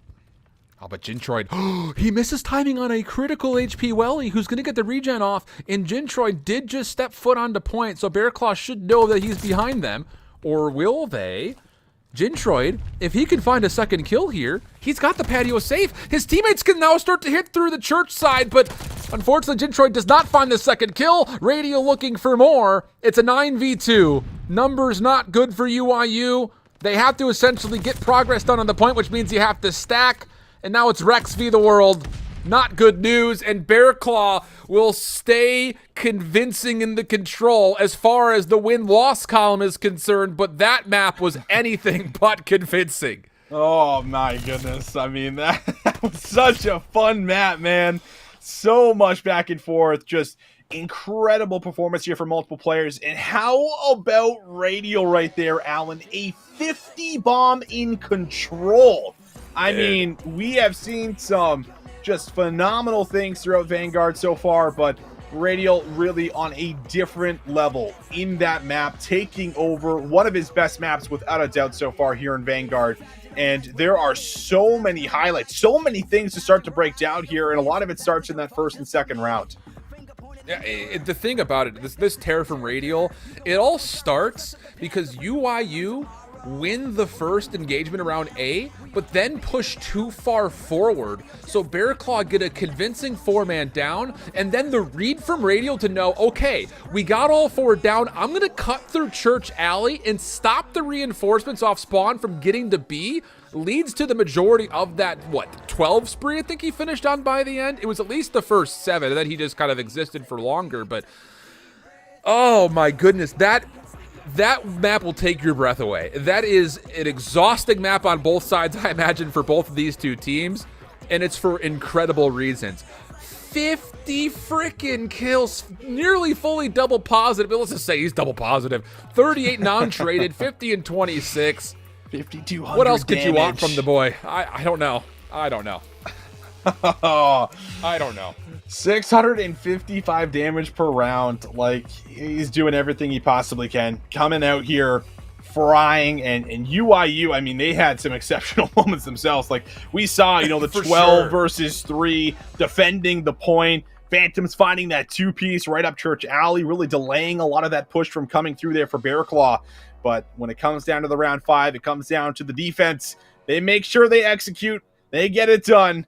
But it was not easy in one of their best game modes. And now, Alan, we start looking forward to what's coming up next here for us. We got a Gavutu Hardpoint, which has been something UIU have been really strong at. I think they already played it a little bit yesterday. And coming into this should be a good map for them to hit the regain button on and potentially get us to a Bocage S&D.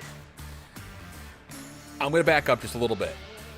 First of all, you're brilliant. Every single point you just made is perfect, because that's what you are. You're perfect. But remember the fact that this series, maps 2 through 5, the margin is, a knife's edge feels generous to even say that. It's less than that, right? Because like both teams prefer the same map sets. The one outlier to this series was the Bocage Hardpoint map number 1.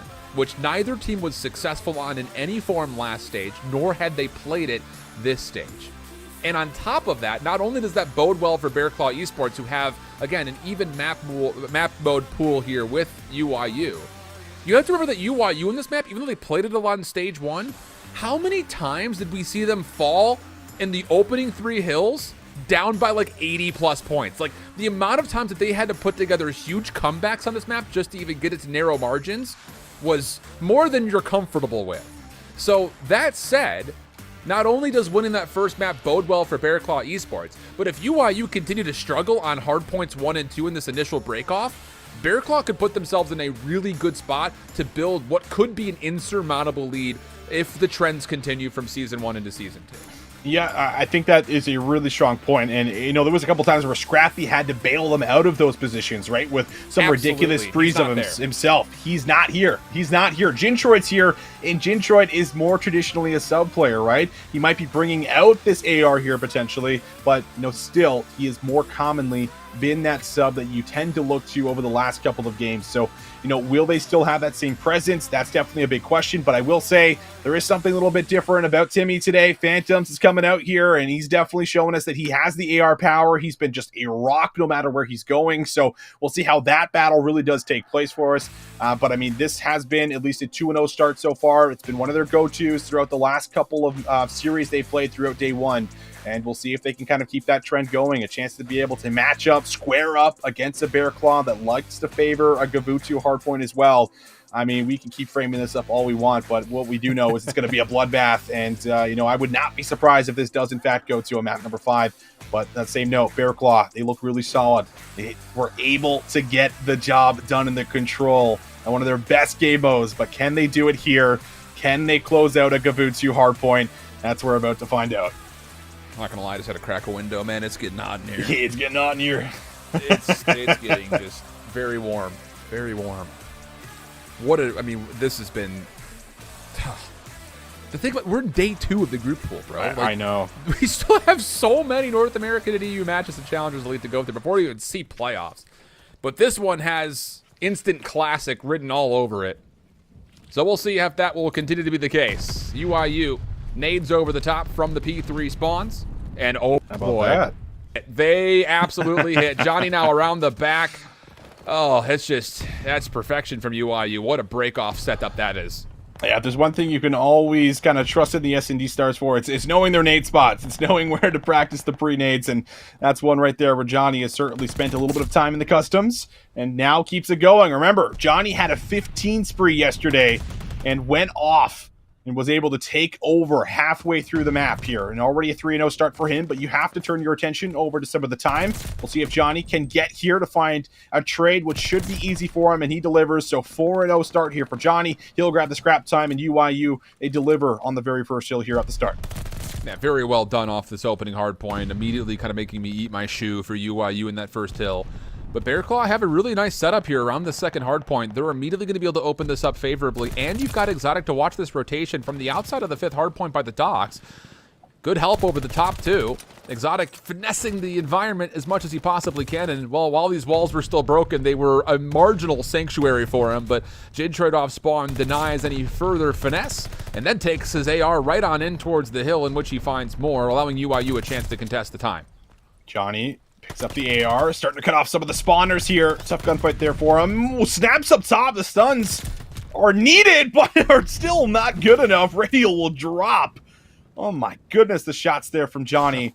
But Dylan Rex still wants to apply at least a little bit of pressure around the scrap time. Won't be able to win out on multiple battles, which is fine because you take a look at the minimap and everyone for UIU, they are set up for new, and it's going to have to be Bear Claw that finds a massive break in the back.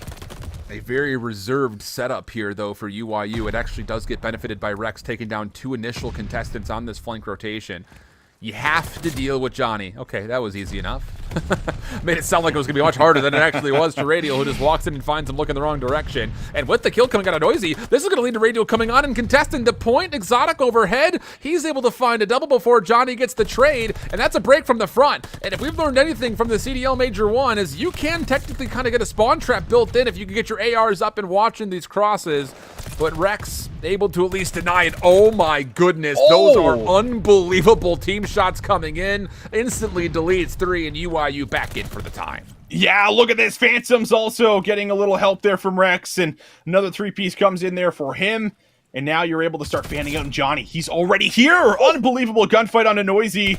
UYU starting to get out of hand here on the Gavutu Hardpoint, making a fast track rotation, but it will be cut down. So you get to take a small breath of fresh air again here for the side of Bear Claw, as they're going to be in the back. They have the beach side covered. They have the front covered. And now everyone here for UYU needs to try to push up, but Noisy, he's got so much clearance for the front. Yep, and he can watch this cross the whole way through. On top of that, if things do go awry, he's got the ability to hold extra high ground from the backside of this play, or he could just rotate depending on how the kills come through. But, oh boy, this is starting to get a little bit dangerous now for UYU. Bearclaw setting up for a full 60 and so far executing on that. But this is what I'm talking about. You've got Welly who spawns up kind of the low side of this hard point, and now he's starting to influence the rotation. UYU very aware of this, though. Commit 2 members to dealing with him, and now an opportunity to at least contest and stop Bearclaw from getting scrap into initial. Noisy able to get away and onto the loading staircase here. But the problem about it is more Bearclaw members are on the way, and Noisy has been allowed to find an extra elimination. Exotic, though, finds a couple more coming out of the ship, and it's a 50-50 race right now to the hard point. Here first, though, will be Welly. Player 8, the only one here for the side of UYU. Everyone spawns out because that last hill was still active. So this is actually going to hinder them quite a bit on the rotation because Exotic is still in the boat. He is ready and has the awareness that, hey, listen, they have not spawned in the back. And Radial trying to watch over the front and the cross will be cut down, but you still have the trades. Noisy is good for 2, and now he makes his way to the back. And he's already pushed the spawns further towards the north, so he's successfully done his job by trying to delay UYU's proximal spawns from allowing a chance to reinforce with numbers. Welly, very aware of what he needs to watch, takes down one more before falling. And at least for UYU, these trades are at least good enough to get back onto the hardpoint time, because things were looking very dire for a moment there. So good recovery from UYU. They retake their lead, and they'll grow it to relatively healthy margins. Over the 100-point threshold they go. And with Rex already kind of zoning off the next rotation to P1, Bearclaw, an opportunity to potentially use their numbers to try to flood forward, and that's exactly what they'll do. Slight lead as we go through the first rotation. Radial going to be here first for Bearclaw with this squad. Can they get themselves a good amount of time on P1? Last time it was 30 seconds. Over to UYU. A slow approach, though, as stuns are going out. Rex now up through the top, looking for information, contesting the point. Knows one's got to be in her, but his teammates have been able to deal with everyone inside circle, meaning that the setup is now intact for UYU. Johnny's starting to go a little rogue as he finds 2 in the middle of the map and starts to push out, fan out again to see if he can cut down some more. He's got the freedom to do this. You've got 2 ARs up top just kind of watching over this play through the beachfront, and you've already got Jintroid on rotation to 2, so Johnny can do whatever the heck he wants. And this is where he's at his best. He gets 2 off the flank, trying to finesse away as he was on 4 in a row, but it may not make much of a difference in the end of it. As Rex is on 3, he will deny Welly from ever even contesting this scrap time, and UYU, their most convincing lead so far. Oh! And Jintroid on the rotation, stepping! Give him the pistol kill! No! Radial eventually able to deny the large spree, but UYU will still use that presence as an opportunity to get into the second hard point safely. Last time, this is where Bearclaw started to actually accumulate a good amount of time, and this is where they're going to have to do it again. Exotic on the pinch, can't find that battle up against Jintroid. Will be able to take him out. Noisy up top of the ladder, finds that first kill. Trying to pre-fire for the second. Has the read, but doesn't have all the assistance just yet. Everyone coming out of that spawn, waiting to flood through. Radial finds one more, but needs to break inside of the hill and finds the legs of Phantoms to be able to combine for 2. This could be good now for Bearclaw as they finally get a touch inside of the point, but they need to hold it.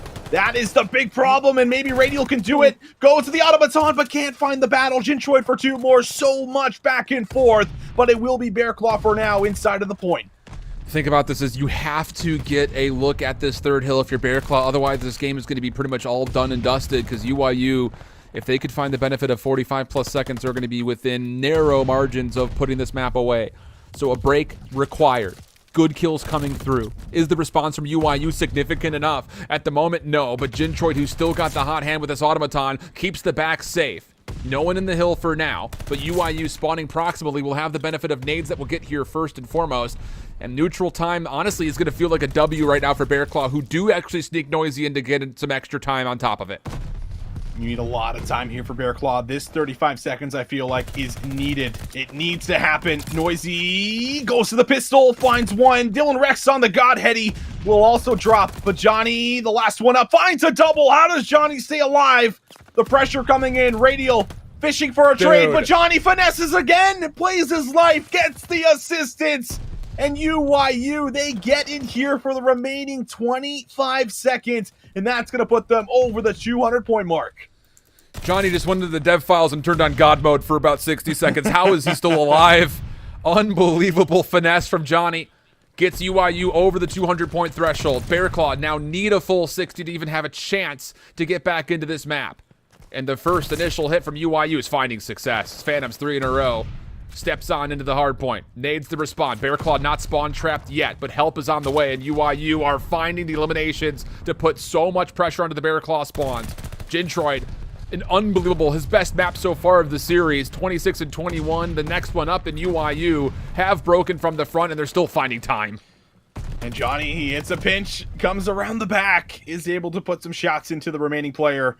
And the spawns are still back here for Bearclaw. And UYU, they're still on the point. This is going to give them the fast track rotation over to the new hill. I mean, Rex, it doesn't matter if he dies. He's able to buy a little bit more time. Gintroid as well. All these kills, they matter so much because they delay everyone from Bearclaw from having an opportunity at getting to the new hill first, which means that they're going to have to go through the beach side or cut through mid-map right now. And UYU, they have so much control. But Radial, he's been able to slip the net. He is here, and he has a chance to be able to make a heroic play.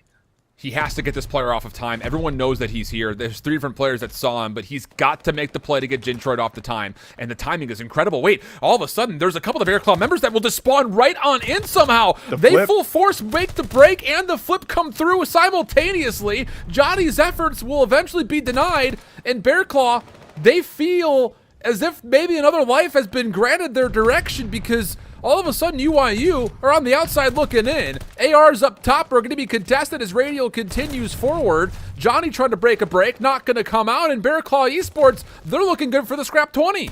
Yeah, they are looking good for the scrap 20. Noisy there for 2 more, 5 in a row. If you can get yourself some streaks here, that could be the way you get back into this map. But Weldy, he's already made the rotation. He can't find that second, but Exotic there to back him up with Radial. The spawns are looking good right now as they're going to have themselves in a spot where they can push on the front. And now there's an opportunity for Bearclaw, but they're not going to win all of the battles. So they're going to have to try to flood on through. Noisy can't play for these streaks too long because 15 seconds, that's all that's needed for UYU. Pistol in hand. It's going to have to get the job done, and Johnny's not interested. 2 in a row for him. Radial, 10 HP, getting around the circle, not able to extend his life for long enough. Bearclaw are going to have to come in one by one. Exotic able to neutralize time on the point. UYU still with numbers, contest, and dominate with the final kills from Phantoms. Is anyone going to be able to touch in time? No, well, he's just put the controller down. UYU, take us to map number 5. Oh, we're going the distance, just as we were expecting. UYU showing us that they are one of the best Gavutu hardpoint teams. But so many moments. This one here from Gintroid. Snap 1, 2 to 3. Long range shots, and then almost got the pistol kill right after that for the 4th onto Radial. But holy, 33 as well, coming through for Johnny. There's something about him running a sub on this map that just seems to work out perfectly. I mean, I wish I could run a sub on Gavutu and feel that confident because, man, he just feels like he's always in the right place at the right time. He's always behind enemy lines. We'll see a lot of it here, and then there's this moment here where he's also, like, finessing his life and somehow staying alive, where he should just be dead, and somehow he's not. Just take Russell Crowe out of the 2001 movie Thriller of Gladiator. Are you not entertained?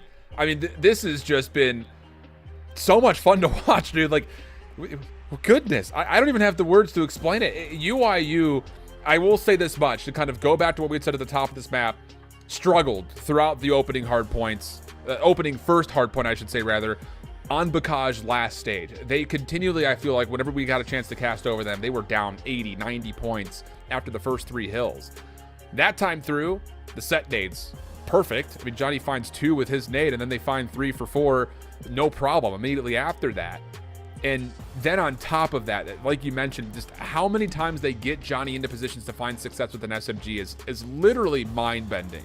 It's so incredible to see because largely you don't often see SMGs do well on this map, sure, but it's not just that he's finding kills, it's where he's finding kills. He's doing it on rotation. He's beating Bearclaw to the punch to get into some very key positions to watch over the top of either hills or spawns. It's just, how UIU are able to utilize Johnny's sub is arguably some of the best in Vanguard right now, not just in Challengers, not just in North America.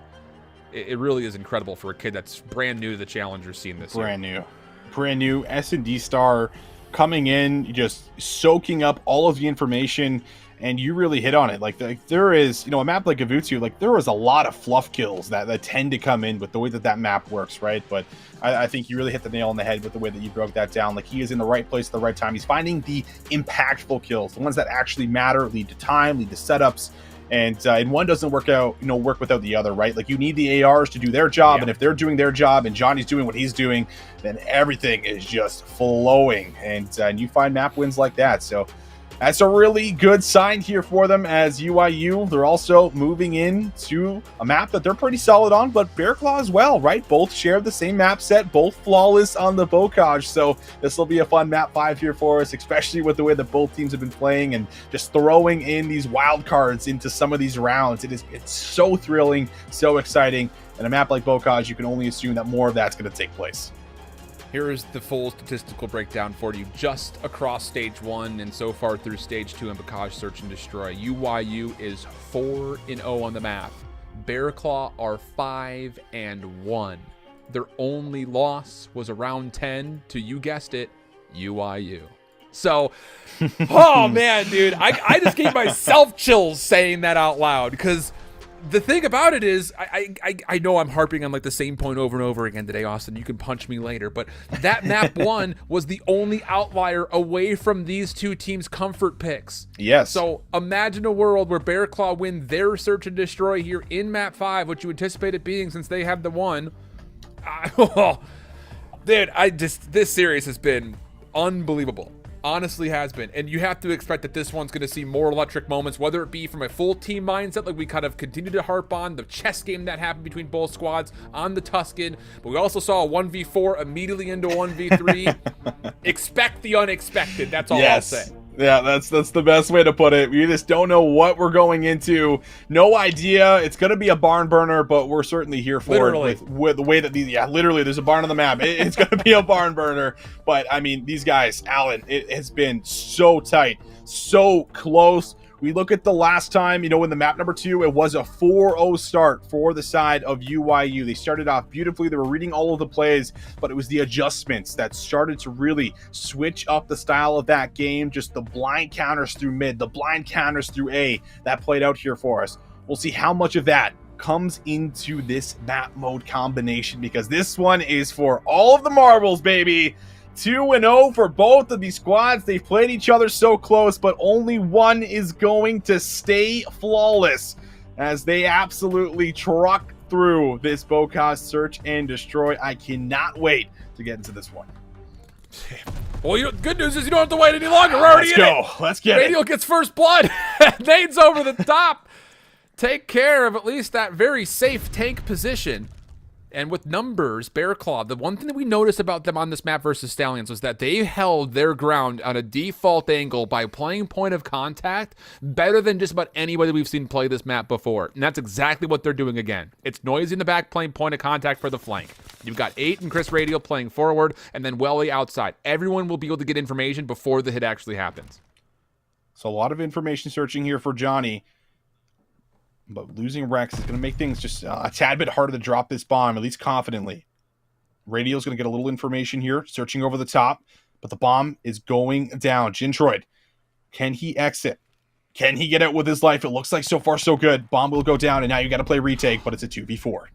Well, he was waiting for Phantoms to make that play the entire time. He was stuck on that bottom left-hand corner, and now all of a sudden Bear Claw, who had 2 players stacked mid, are going to re-wrap around the back. Noisy in a key position, finds the first blood to make sure no push through for UIU can happen.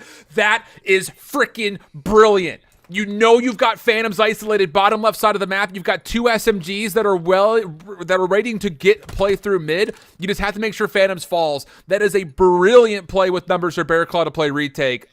So brilliant, so smart.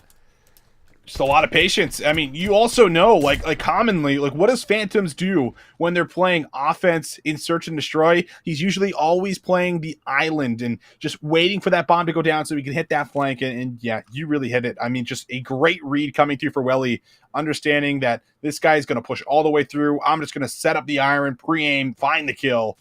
And that will be a couple in the round there for Welly. So very clean. First defensive round comes through for Bear Claw Esports, but now we'll see what they do on the attack here. Bomb in hand, sitting inside a barn. Very slow approach, waiting for some of the nades to come out here. Well, he's also going to go fishing to see if he might be able to find something, but it's very passive setup inside of Granny's as stuns and nades continue to go out. This feels like Bear Claw seemed to think that UYU liked to play aggressive on a platform. They cooked those nades to destroy the door and also potentially double up on a player who could be sitting on the sandbags. But UYU have taken a very conservative approach. This is actually something that Bear Claw like to do, where you've got number 2 and Dylan Rex watching the flank completely, and then you're just jumping up and down for Johnny to see who breaks forward. Jintroid will be the last player to get activated. He's just throwing shoulders to make sure nobody comes through their front door. And as Johnny reads this play, wait for Jintroid here to make a bit of a pinch as they set up to try to deny this push through. They know Johnny's in the back, but they have full control of the site. Chance to be able to drop this bomb. 30 seconds left. You feel like they're probably going to have to do it now, and they will. Radial makes the call. Bomb going down. Still plenty of players for UYU, but the first blood, it's there for Welly. And now it's 4v3, but back to a 3v3 with Johnny's kill.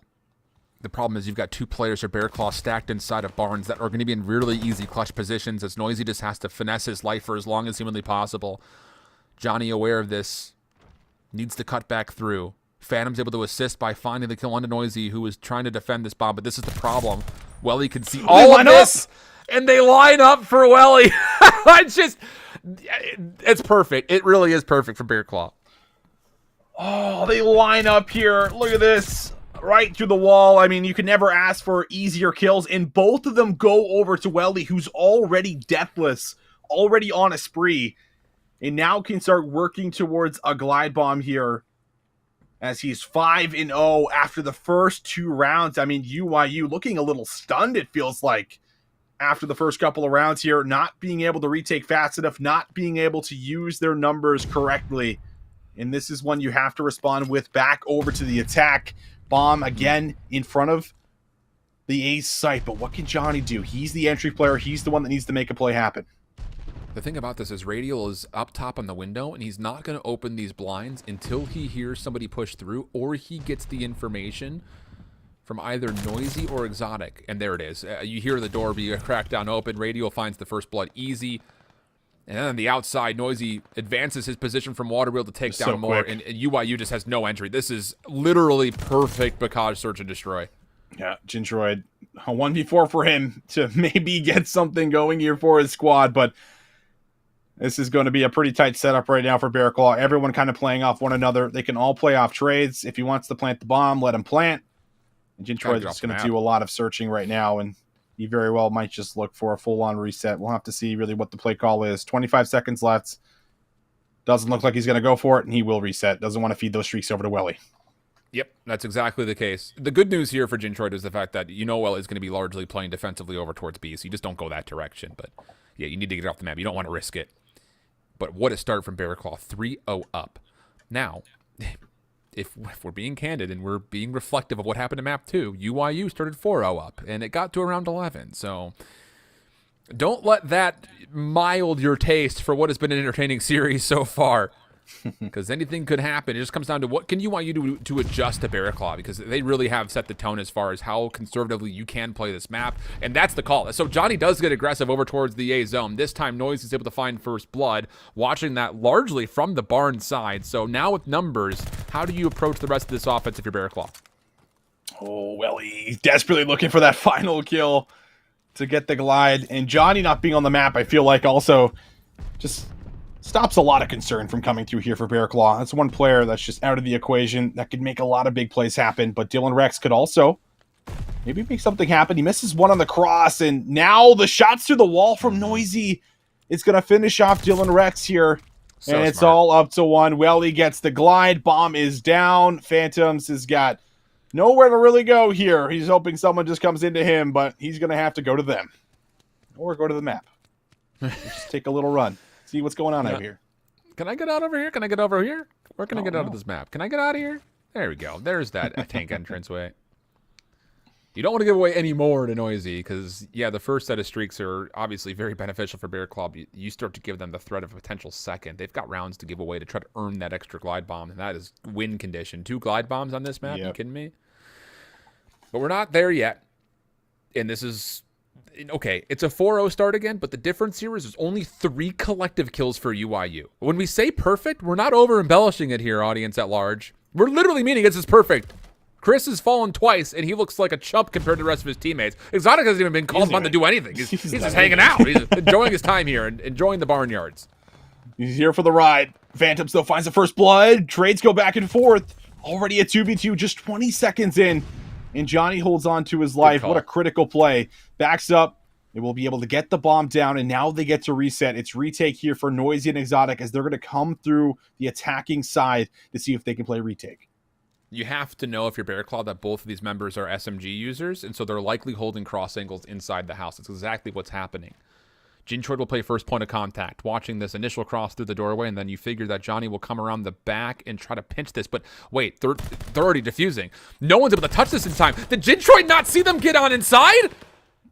I am mind-boggled. Jintroid's watching an angle from inside the kitchen that you think he's going to be able to know when the contest comes through, and then Johnny would come around the outside, but I don't know if he just wasn't looking the right direction or what, but Bear Claw sneak in, and they just take away a defuse, no problem. Yeah, they take away the defuse. I mean, they read it correctly, too. They don't expect anyone to come from behind. The door is shut. They have to know that they're posted up inside, of that P4 hill, and they just simply wait. And yeah, the info doesn't come through for Jintroid. He just does not see them, or at the very least does not expect them to hop on the bomb. And because of it, Bear Claw are now 5-0 up. Jintroid, though, will get a bit of redemption in round 6. Long-range battle versus Welly. He will win out on it, which means that the glide not going to be in play. But Noisy, he's working towards a glide himself. Runs at Phantoms. And look for the second, but Jintroid also will shut him down as well, making it a 3v2 for UIU. Exotic timing on top. This is not good news for UIU in a 2v2. You've lost your high ground position, and Jintroid and Johnny are going to have to try to do something to try to hold on to the house. Because with Radial up here, he has so many options available. Johnny will make sure he doesn't take one option, which is just to go right back downstairs. But if you were to try to play retake at A, Johnny's going to have to wait for Jintroid to re-clear back through barn. On the opposite front, if they go towards B, Jintroid may not see this play through cave. I was just about to say, so this tunnel hit should allow Radial to get here with no one seeing them. Oh, but Jintroid snaps onto Exotic to make life a bit easier. Radial will stick for a plant 1v2 for him. 1v2. A chance for the ace here for Jintroid. Stun comes out. Radial's playing it well. Little finesse is good. Any turn? No, we cannot turn. Johnny will get there with the pistol nonetheless, and UIU are on the board, but, oh, man, do they have their work cut out for them here. That's just one of 5 more that they're going to need, and that one even gets a little too close there for comfort as Radial almost able to turn and snap, but long-range shots come through with the pistol here for Johnny to make sure one is secured. So now the question really turns into, for Bear Claw, when do you want to use this glide bomb that you have? I mean, you've got more than enough rounds to play with to try to finesse this in a way that you can guarantee value out of it. Or it's kind of a get-out-of-jail-free card in a way, too. You don't anticipate them using it on the defense. I'll say that much. Just based on what we've seen in the past and what a lot of teams prefer to do here. And for UIU, after their successful defense, can you keep this aggression forward? Exotic for first blood as Bear Claw kind of take an uncharacteristically fast approach to the D, and, well, Phantoms will start to realize he's the last one left. The glide bomb does get called in. And it doesn't connect, but doesn't make a difference. Bear Claw will surround, suffocate, and deal with it. 6-1. And let's just say it how it is. Just a domination here on Bocage Search and Destroy for Bear Claw Esports. A huge win for them to stay perfect as well in the NA group stage. Yeah, perfect. 3-0. He was looking for the big play, and it got stolen from him, but yeah, that was just, one hell of a performance coming through for Bear Claw. We have so much back and forth throughout this entire set, and this time around, it is just so one-sided, very convincing. It really did feel like Bear Claw were just kind of running over their opponents in UYU. We're playing very passive in a lot of those early rounds, giving over a little too much room for Bear Claw to work with, giving them some of those free plants, giving them some of these first bloods, second bloods, playing with their numbers, not giving over advantages, not allowing any clutches to come through as well. I think that was also another big factor. I'm sure coming into this one, they're like, all right, guys, no more 1v4s, no 1v3s, none of that. Let's make sure we're playing tight. And you could see the differential here in the final map, but also standout performances. Noisy, 10-2. You have Welly right behind him, 8-2. A couple of the key factors for making sure that they do remain flawless here in the league. Look, I'm going to put a statement out there, and you tell me if I'm blasted. I'm serious. Make me look stupid if I'm blasted. But UYU is a great search and destroy team. That's not the take. But now we've seen a couple of different times, Texas Nation, through the winners finals and grand finals last stage, made UYU look silly on one of their best map mode combos of Tuscan Surge. Mostly due to the fact that they played point of contact on defense and then hunted for information off of nades from their attack. I think you can categorize this exact same characteristics on this map mode combo as well. The defense we kind of already mentioned for Bear Claw. We saw it yesterday versus Stallions. We see it again here. They're just playing reserved point of contact defense. Then you adjust and make adaptations as needed. On the attack, we saw a lot of coordinated double or triple nades coming to key positions, and depending if they landed or not, that gave Bear Claw the idea of what was going to happen next. The flowchart of how their attacks started to unfold was largely based on hit markers or kills or none of those from their nades in the first place. I think UIU's got some work to do when it comes to how they're using their utility, because they looked a little silly right there.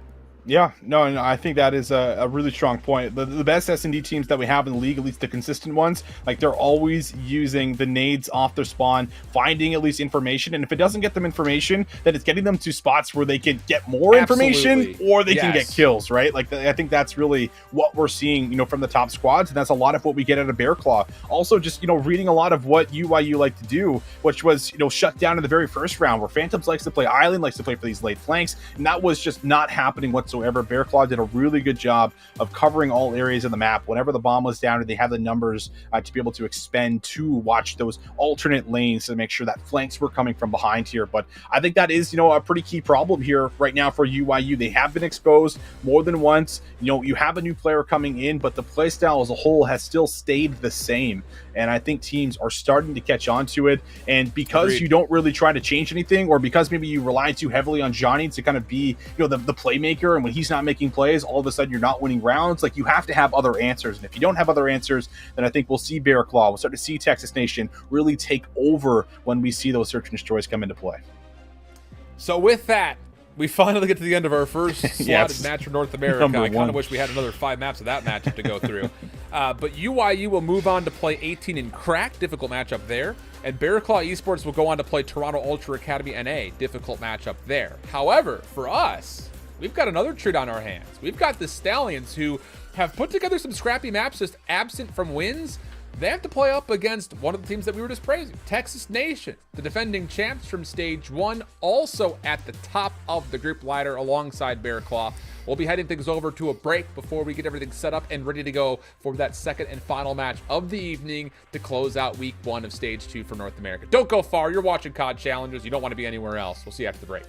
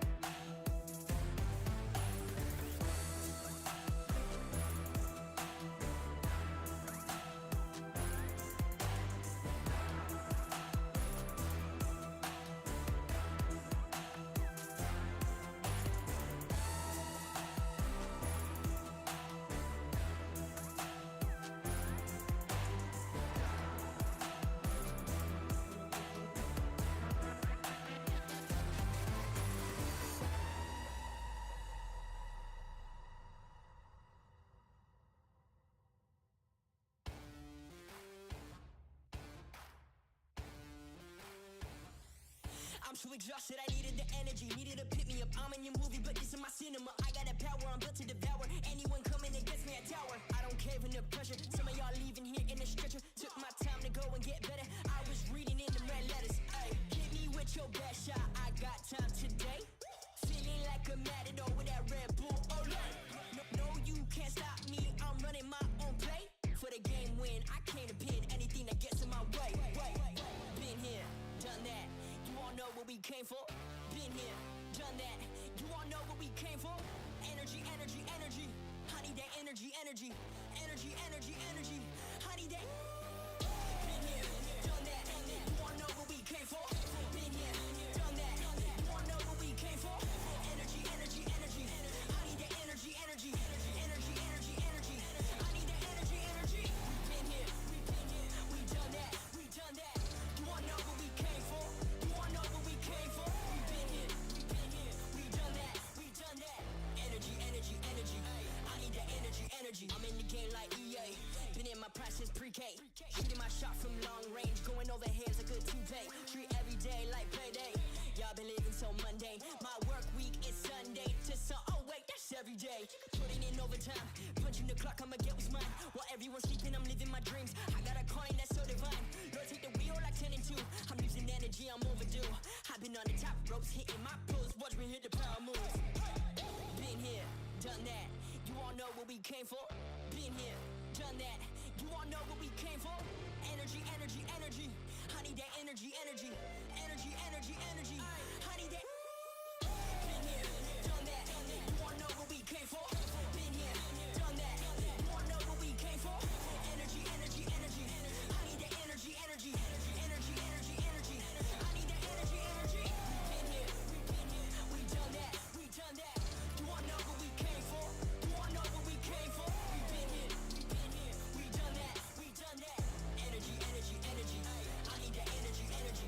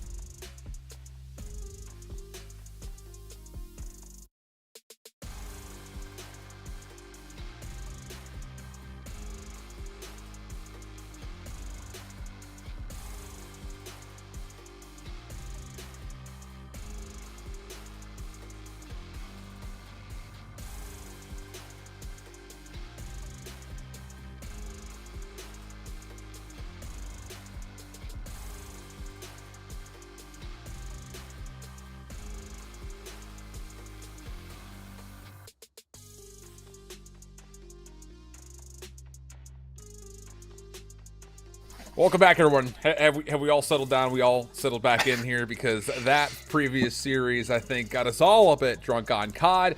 And now an interesting affair awaits us to finish off week 1 of the North American group. So my whole ship with me. I've got Visions. And brother, we've got the top of the group versus the bottom of the group. Texas Nation going up against Stallions. A difficult prospect for Stallions, as obviously just mentioned, bottom of the group. But some of their series have been tremendously close.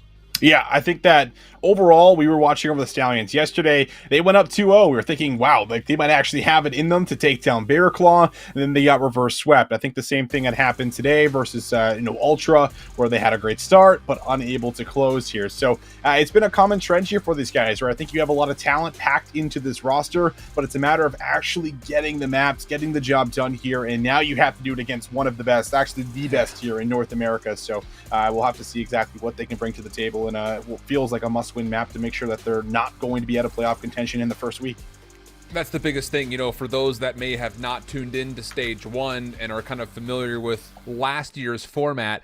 We only relegated 2 teams after the group stage. This year, it's 4 teams that get relegated immediately due to the fact that the double elimination playoff bracket is here. And, well, Austin, this series layout does not make any hopes and prayers look that much more mighty for the side of Stallions. Texas Nation are pretty nasty at not just Gavutu Hardpoint, but also Tuscan Surge. So, difficult opening here, you would feel, just off the maps that we see on screen. Yeah, I feel like this is not the first time we've seen a triple dose of Tuscan. As a matter of fact, I want to say in the winners final and the grand final, they played a triple dose of Tuscan. So this just screams a lot of comfort over to me, at least, coming into this matchup. And, to be fair, maybe you can look at, picking them apart a little bit on a Gavutu potentially. But even then, I feel like the ARs have been so good when you talk about General coming into the mix. He had a really good stage number 1, playing that AR role. And then there's even times where Havoc, I think, fulfills the same role that Johnny does, when you're able to rely so much on your ARs that it gives you the freedom to roam around the map and create these individual plays that can impact and influence the spawn so much for you, or give you, that additional time on the hill. So I'm a little worried. I think, coming in, I was even a tad bit worried for them, but maybe even more so now, because we know how good Texas Nation could be. They're not very forgiving whatsoever either. So you have to come out here and take a map, and you have to take it convincingly, I think, if you're going to have a real shot at taking them down. So remind me here, because you may remember this, but Havoc in the grand finals had like a 1.9 KD or something like that? Something ridiculous, yeah. Yeah, so that was a 3-0 grand finals where Havoc absolutely took over. Yep. Remember what the maps were for that series? Oh, I want to say it was a Tuscan Search and Destroy. Oh, is it this right here? These 3 right here? It is these first 3 maps. Yeah, okay. So I didn't mean to just pull you along right there for the ride, but it was a Gavutu Hardpoint, Tuscan Search, Tuscan Control. And Havoc just was, he was the reason they won the grand finals. And that's hard to even say with a lot of weight, because, when we were casting over these guys yesterday, we saw every single player absolutely take over at given moments in time. And if that happens, and you still have the ability for somebody like Havoc to do the things that he did in the grand finals on the same maps that we're about to see here versus the quote-unquote worst team in the groups right now, you don't feel great about this first, not just 2 maps, but also these first 3.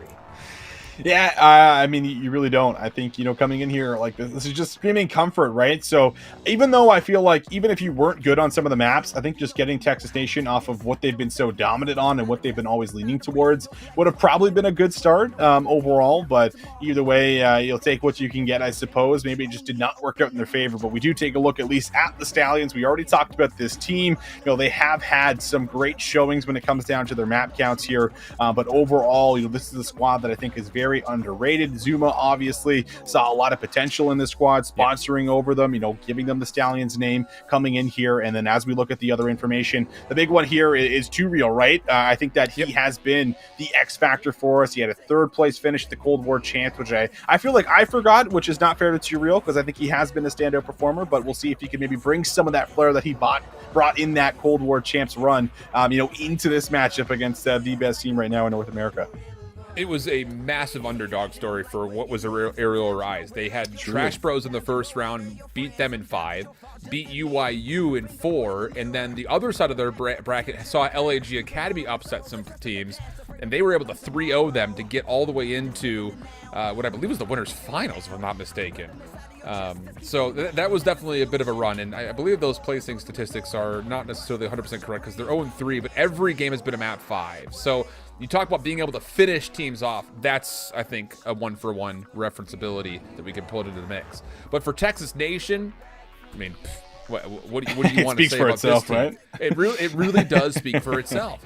This Texas Nation team doesn't only boast Havoc as just, again, Season 1 MVP from the broadcast perspective unanimously, but on top of that, they have been not just one of the best hardpoint teams in Challengers, but their improvements in Search and Destroy throughout their playoff run made that run that much easier for them. And they put so much dedication into figuring out, okay, what is going wrong in Search and Destroy?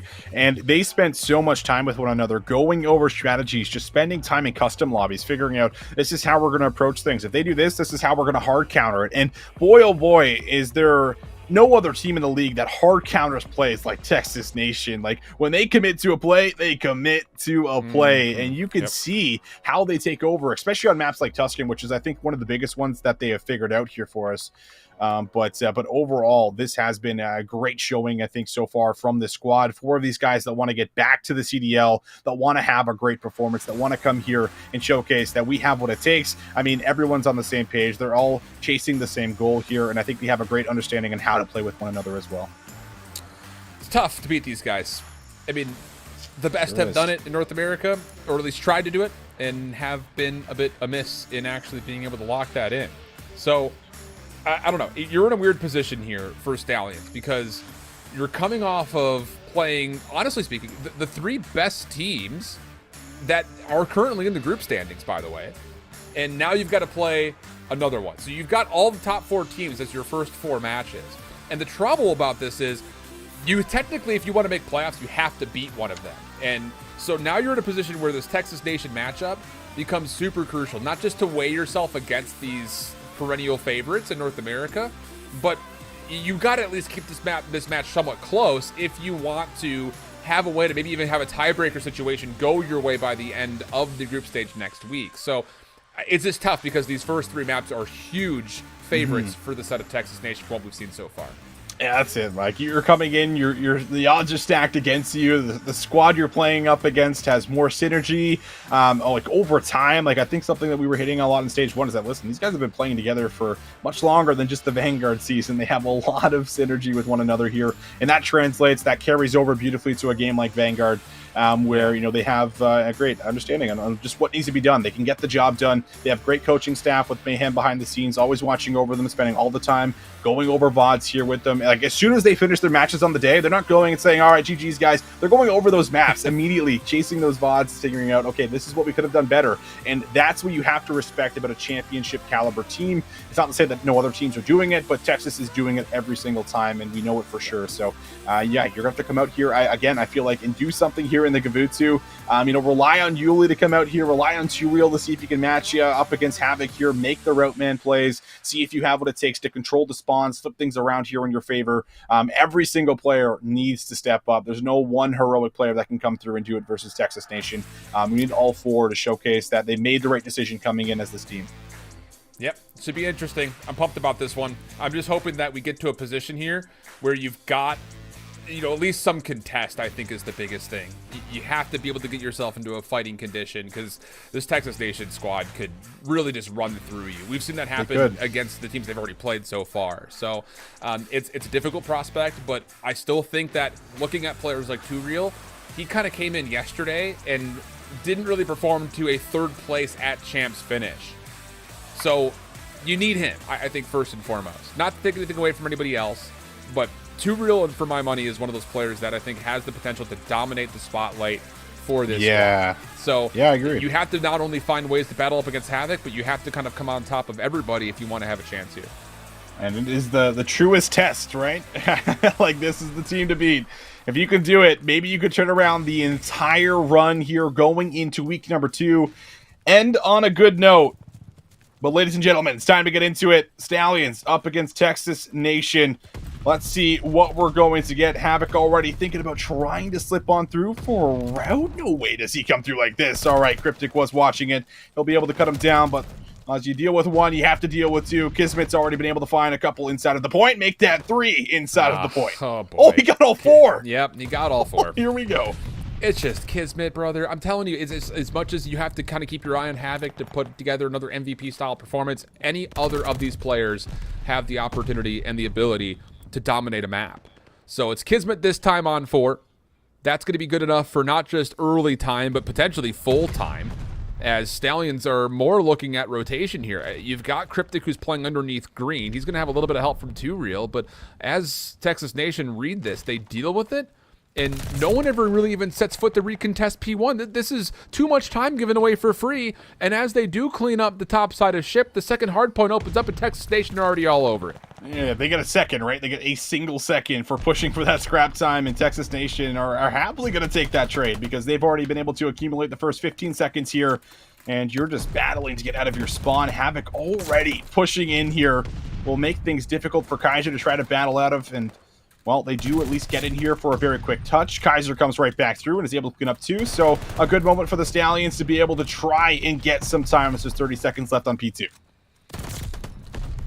I mean, at least you're able to get back in, but it still feels like one of those starts that Texas Nation are going to be feeling super confident about what they're able to do here from the favored side, now looking over towards the third hill, because even if you give away this 15 seconds, you're still in a great position to lock down the initial time at 3. And the thing about it is they're still breaking forward. It's Brezzy who's able to get on in with a double, allowing space for Havoc to soak up the scrap, and Kismet's already controlling topside gun. These positions are literally picture perfect for Texas Nation. There's just no kills to speak of for the Stallions really at all. Cryptic's able to take down 1 to clear up some position mid-map, but Havoc is still lurking over towards ship, and the players for Texas Nation on the hardpoint are largely uncontested until nades start to come out. Yeah, it was a good double nade that did come through. It does allow Yuli to push all the way forward. So this is actually a good moment right now for the side of the Stallions. They could look to set up a bit of a spawn trap. Player 6 on the minimap, Havoc, has kind of been lingering around the boat, so he hasn't been able to get any pressure inside of the hill, which is going to give you a good 15 seconds here for free before the next push is about to come in. Brezzy is going to fall after finding a couple. Cryptic tries to turn, but Kismet will not allow any kind of a second kill to come through here for us. So that will allow Texas Nation now to start to push forward here as Havoc is behind enemy lines. He finds a beautiful double, and this is going to enable the push a lot faster than you would typically think here, as the Stallions have a lot of recovery to do as they bunker in the back. That's the key, is they're bunkering in the back. They have no zone here of this fourth hardpoint. So yes, they still spawn proximally, but as the hardpoint is not open yet, you've already got Texas Nation finding kills. It's just individual gunfights all over the place. The Texas Nation are winning. Fortunately, Cryptic and Kaiser are able to salvage this initial hold, but another threat is pretty imminent, as Texas Nation have already made their way across the beach, and 2Real, who's playing mid-side ship, really is in a position where you can only find one angle. So you've got this full hit coming from the front. Yuli very, very avidly realizes what he needs to do to make sure the front stays safe, and a good hold for the Stallions as they take the first 30 seconds. Yeah, a much needed hold as Texas Nation get into the back there, then they're able to just blow this one completely out of the water. But now you actually stand a chance, but Kismet's going to apply some pressure over to the scrap time. And 15 seconds, that very well could go over to Texas while the spawns stay in the back here for the Stallions. Puts them in a pretty advantageous position, but player 1, Yuli, he is playing for some squad spawns here. So if you do end up dying right now for the Stallions, you could get a spawn in the back, and kills are continuing to come through, but that last hill is still active. Now you can look to spawn, and that is beautifully done here for the Stallions. They hold their kill cams, they get into the back, and now they can make the rotation happen as 2Real is finding kills inside of the boat. It's good stiff here for the Stallions, honestly. This is what we needed to start seeing, is someone able to lock down an angle and just become a dominable force. And that was, for a moment at least, 2Real. Again, kind of allowing Yuli to get some very needed time. But this is how you start to scrap together a bit of a comeback here early on. It's hard to say a full-on comeback because we're still in the first rotation of hills, but digging into this deficit as quickly as Stallions have is exactly what you need to see. Cryptic down low. Going to be tested by a couple of different Texas Nation members and only can tally the first. So with that, 17 seconds of scrap time looks good for Texas Nation, but largely this is okay for the Stallions, who are putting a lot of their attention over towards New, which desperately they do need to start finding some success up top around this inner circle. Nice kill here from Havoc, and yeah, you can just see they're still trapped in the back right now. This is kind of the P3 spawn trap that the Stallions are stuck in, battling from the high ground. Havoc is just doing a lot of jump peeks, looking for the nade. Kaiser's just going to take some of that high ground away. But, I mean, while they're looking for Havoc, like, they're burning so much time. Like, that is already 10 seconds collected, uncontested on the point whatsoever. They finally deal with Havoc. So now they get to start to press forward here as Cryptic. First one to the top. Big battle versus Brezzy. Will be able to find the head. That is going to allow the entries to come through. Kaiser just needs to clean up one more inside, Nice. and they will get the job done. So good recovery once again here for the Stallions as they try to get back on the time. Much better over the course of these last 3 hills, which is something that, again, is not an uncharacteristic thing that we've seen time and time again here for not just North America, but across all regions and challengers. Sometimes you just kind of let the game get out of hand early. So good recovery here for the Stallions, honestly speaking, and an opportunity to try to turn this full scrap into a chance to maybe even play around the middle of the map a little bit more longly than you would think, especially considering the numbers that they have up top in these power positions. But as Texas Nation feel comfortable on the rotation to P2, they will try to finesse a little while longer on the old time, essentially just delaying the inevitable hit that Stallions could put together. So second hardpoint opens up, Texas Nation set foot inside first, no problems. But the Stallions are starting to build a little bit of progress here outside of green, and they're actually going to find kills on the rebreak coming through. So an initial contest comes out, and the Stallions are in a position to try to neutralize this hill. Kismet up top, sub in hand, ready to cut down the members, rushing to the point, looking for the time, can't find any lineups, but Havoc will respond with 2 up top. Resi, tough gunfight, will be able to take down Cryptic. Nice and up close, but second one here, he delivers. Brezzy for 2, keeping this play alive. He's got no one with him, and Brezzy's been able to take down 3. All of his teammates coming off spawn, but they're also being cut down, which means that Havoc is going to take a route, and that will be read quite nicely for 2Real as he finds the trade. This is looking pretty solid for the Stallions as they're on the scrap time, and they have early control at the new hill. 2Real getting tagged by that nade, though, will push him back a little bit, but he's going to take a long route around the back. I like this idea, but you need to get success from the front. If Texas Nation find these kills, this position for 2Real is going to be pretty negligible. So he eventually comes forward. That turns into 2. Kismet still inside the hard point will be difficult to deal with, at least from 2Real's position. But off the spawn, the Stallions should have the numbers to get in and deal with him. But it's not bad. Kismet stays alive a little bit longer than you would normally expect, and Texas Nation have numbers around the back to flip the spawns around. So 35 seconds to play for. And even though the Stallions are in the hard point, Texas Nation should be able to reflood in with their numbers as soon as they feel the need to.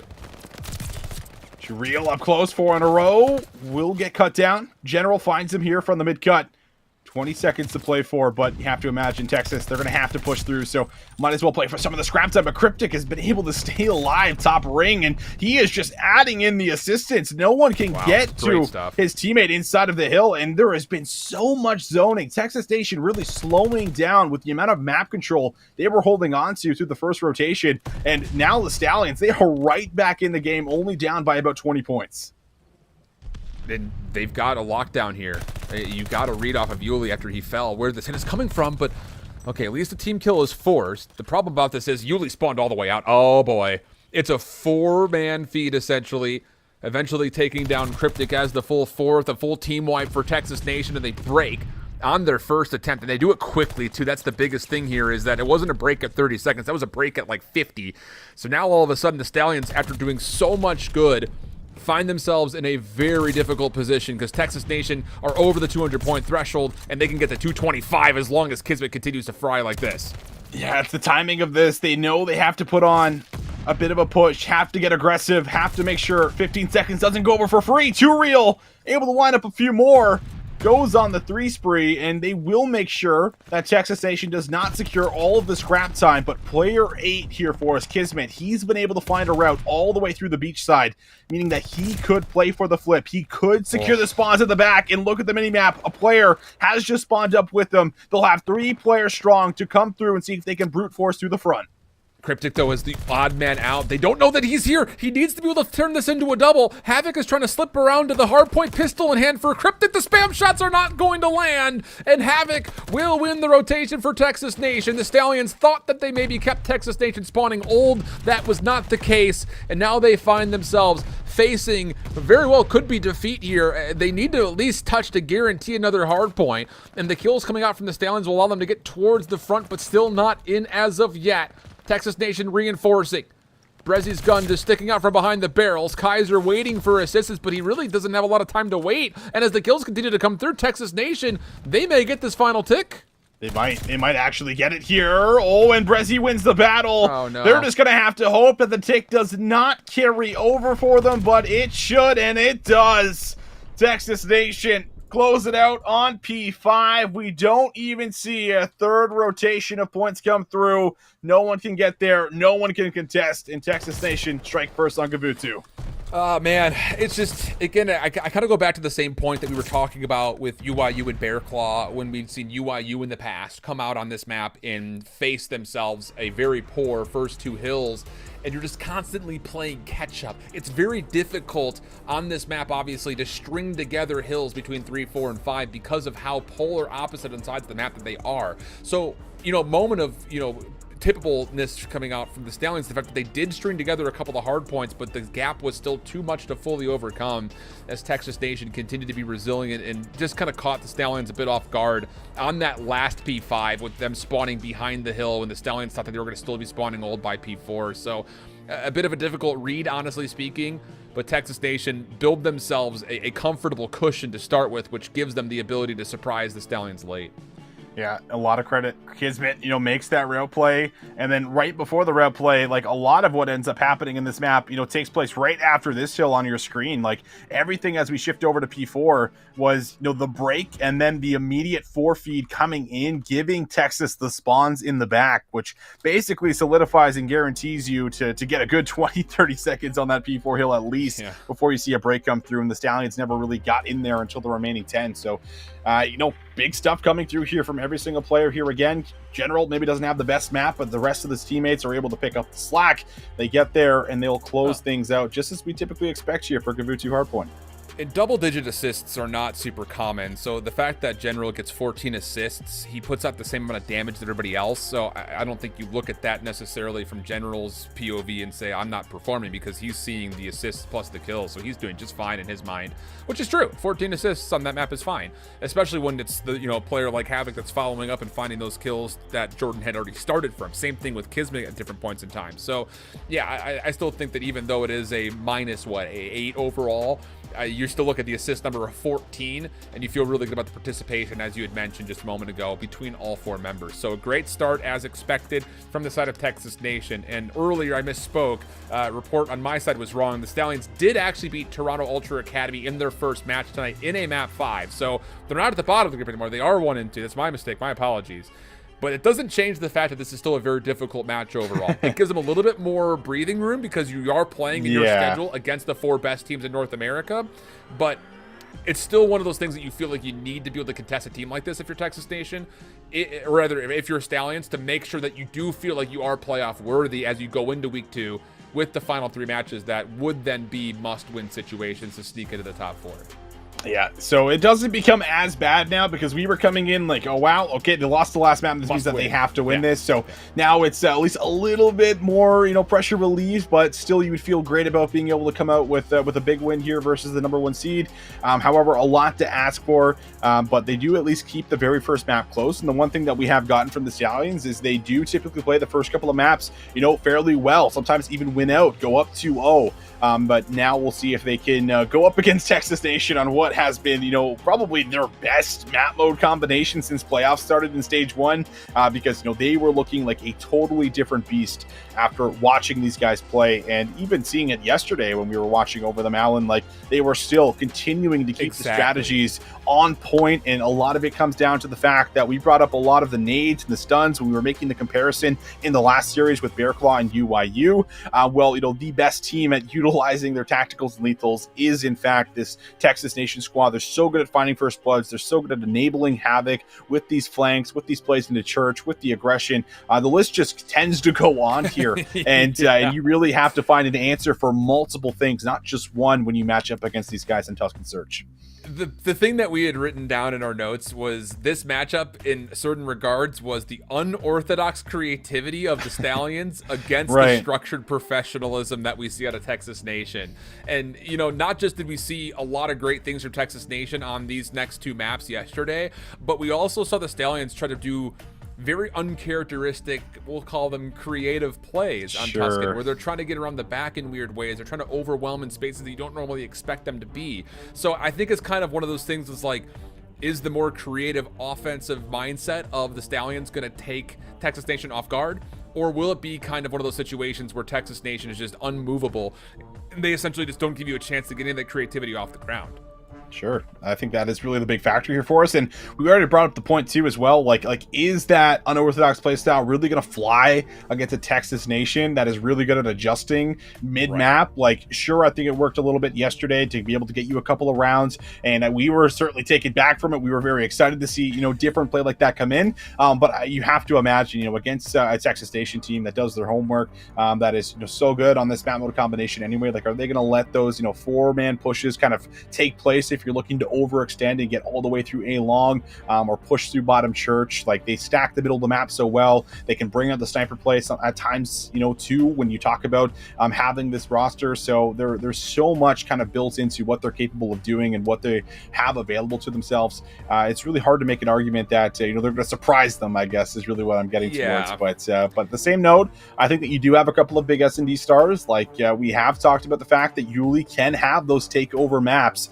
And I mean, we even go back to, I want to say it was like the first qualifier where Yulee had dropped like 20 kills for the L, or it was like 18 kills for the L, something ridiculous, right? Like, he can have these types of performances. Will he be able to do that against a Texas Nation? I don't know, but maybe that's something that could at least get the blood flowing, get the team chemistry on point, get the atmosphere a little bit better going up against the number 1 seed here. But ladies and gentlemen, we're ready to load into it. Texas Nation up against the Stallions here to see if they're going to have what it takes to potentially get themselves on the board. But this is one of the best map mode combinations here, and you can't imagine Texas Nation is going to let up on the gas. Oh, no way. And the other thing, too, about this is, even if the Stallions start to find success with their creative approaches, Texas Nation, just kind of looking over how they played this map during the playoffs and then as well yesterday, they have so many protocols in place to where they only have to change a couple of pieces to deal with some of those weirdnesses. So first blood comes through, General with a fine Hewlett, and then Kismet just outside of Monument, just no problem. Eventually Nade deals with him, so we get down to what is a 2v1 situation, 2 real, the last player left, and I like this idea. Come around the back, you got 1 elimination, and then you have Brezzy isolated, but cannot win the gunfight, and Texas Nation take the first. Yeah, they take the first. Kismet just finds those 2 first kills. There was also a first blood that came in right before that. And as soon as you lose 2 of your players here through A long, well, it becomes a lot more difficult here for 2Real. They got to make a 1v3 happen, even if there is a well-placed nade for the 1v2. So 1v1 gunfights are won. Texas Nation already able to come out here with the very first round. What do you do here if you're Stallions on this opening offense? Because this is where we saw them be most creative. Sometimes it was full hits to B. Other times it was full hits through church to B. A lot of weird setups here and there. But this time, trying to play this one a little bit more normal. And, well, they're not going to be really allowed to. Havoc finds first blood top fire. That allows them a chance to try to push through you. But Yulee reads this with a Volk in hand. Gets the double. And also, meanwhile, has an opportunity to isolate General. He's tagged up. He can't go anywhere. Nade gets cooked up. Stun will keep him in place. And Cryptic will eventually finish the kill, leaving Brezzy in a 1v3. Yeah, how about that? I want to say Yulee had that out yesterday when we were playing S&D, but he doesn't want to take that gunfight. Automaton there would certainly get the job done, so he leaves it to his teammate to find the kill. And, Texas Nation, they try to play a retake right through you, and they come in, but Yulee lines them up, finds that 2-piece, and that's what makes the differential here in the numbers, leaving Brezzy all alone. Can't get there for any kind of a trade. And they read the play. They know Texas Nation like to aggressively come through on defense. They like to play through A long. They like to play through the middle of the map. That time is their U call to come through and play retake. And it is just completely responded with. So that's a good round here. Make sure that the Stallions equalize things up early. These first blood engagements were where Texas Nation really impressed us versus UYU in Stage 1 playoffs and the winners and grand finals. Obviously, offensively, we saw what they were able to do last round, but Kaiser, he's topside church. He finds the angle over towards Brezzy, who's watching the L turn in mid. And you would think that would dissuade Texas Nation from committing to anything, but they're still going to allow Kismet to plant. And he's going to cut right back through mid. Dangerous route, but he finds success with this. So now he's in a position to work alongside Havoc watching his back, General up top at fire, And the retake for the Stallions, they haven't even moved yet. They still need to make their way through outside of P5. They will slip right underneath Havoc, but General, he doesn't need to be called upon whatsoever. He can just sit here and wait and play off of his nades, which he does to find Yuli. We go 3v3 with only 18 seconds on the clock. Kismet does drop, but 15 seconds. Very low on time. General looking for wall bangs. The push is coming right through the window, and the gunfight's won for Cryptic with the pistol. Bomb's being defused, but Havoc is here. Havoc for 2, looking for the 3rd. It's already locked up the round. A 1v3 here. Colt playing the time there very well. I think it's just a bit peculiar. It almost felt like you could almost hear the conversation that was ongoing for the Stallions on, hey, how do we want to retake this? Because we got 2 guys at P5, 2 guys up top and around church, and they're like, oh, we could go. Oh, but if you go, then we won't be able to do this. And it was like you could almost feel the conversation was happening in real time before they could actually execute on what they wanted to do. And if you're a little bit faster, I would say, for the Stallions on that retake coming out of well, maybe there is a chance to really fully isolate General, but as the time was already ticking on low, General had every bit of resource he could possibly want. He's got nades still left available. He'll use that to see if anyone's on the defuse. He takes down the initial diffuser, and then from there, it's just Havoc rewrapping the same exact route where the Stallions can't deal with them. So, good stuff for Texas Nation. A bit abbreviated and paused was the retake for the Stallions, leading to this 2-1 tally. Yuli in a very similar position that he was last time around when he found a number of kills, but it's Too Real who gets through church for first. Eventually denied by Brezzy. We go 3v3. Kismet. Oh, he's under fire, and I don't think anyone's getting here. Yuli just puts the pedal to the metal, runs at him, finds the kill. Brezzy also, same thing happens. Yuli with the bomb is making these plays happen, and it's going to put Havoc in a 1v2. He is already on the 3 spree, so a chance to be able to work for a couple more here for himself, and he's going to completely reposition. Initially, the Havoc is, if he goes back and rewatches this, he's going to be kicking himself. They didn't stay top fire, but the pause and halt from the Stallions force Havoc to reconsider his position and allows them a vacancy to plant. So Havoc on 3, 1v2 situation, has both automatic weapons to work with. And as he comes around the corner, he gets caught swapping between the 2 of them. So the Stallions, really good stuff from Yuli. Good isolation, top side of the map, allows Cryptic to kind of watch over the top of him, and Yuli reaping the reward of a couple of free kills leads to a man advantage that was not possible for Havoc to recollect. I'm actually really liking the way the Stallions are approaching this with just a lot of the patient play. Like, we know you should never be rush planning versus Texas Nation when it comes down to this B site, and they're not. Like, the Stallions are simply wading through a long, looking for these picks. They're enabling Yuli, who's been able to come out with now a couple of kills here in the last few offenses, and they have just shut down the retakes that have been coming in here for Texas Nation, which is something we always praise them for. So it's good looks, good work here, at least so far. But now we'll switch things up. Offense back over to Texas Nation. Bomb brought to the A site. Flying at Brezzy is Too Real. And it was also a push down low. Make sure that they played for a trade regardless here. So 2 players drop immediately. Already put into the 2v4 just 30 seconds in. Great stuff from the Stallions. You've completely isolated the bottom side of the map, and you essentially just have to play containment here. But I say that with such hesitation because there is no containment on Havoc, who's gotten through the church. And now the bomb's going to re-wrap back over towards B. The Stallions have no idea this could be potentially a play. Now, they're pushing through in their own right, and Havoc, he has not fully seen them, but look at Yuli coming back and saying, I'm pretty sure this door was open a second ago. And he'll very quickly realize who closed it. Bomb planted at B. Havoc, that stun is going to likely find info, and it will, so he turns to keep the gun up, realizes that 2 Real's nearby, who goes to the drop shot, but does not beat him to the punch. And as Texas Nation wrap behind the long route from the Stallions, they find round number 5 to go up by 1. Wow. Just wow. I mean, Havoc with this play, it was a little funny at first because, he shuts the door just as he sees 2 players exiting at a P5, and then he just waits patiently in that corner. Says maybe it's just a bait all along, right? Someone's going to come back through. Yuli comes and checks it, and he is not ready for Havoc to be sitting in that corner there and just finds the easy kill, finesses with his life, gets the stun check. Everything really coming together quite nicely there for Colt Havoc, who's now going to allow Texas Nation to go up 3-2. Still back and forth, and now we'll get our switch up. We wanted to see when Stallions are really going to throw that curveball in. How about now in round number 6? They have an opportunity to move in. It's a free B site. You're going to realize very quickly for Texas Nation, but they should be able to get this bomb down.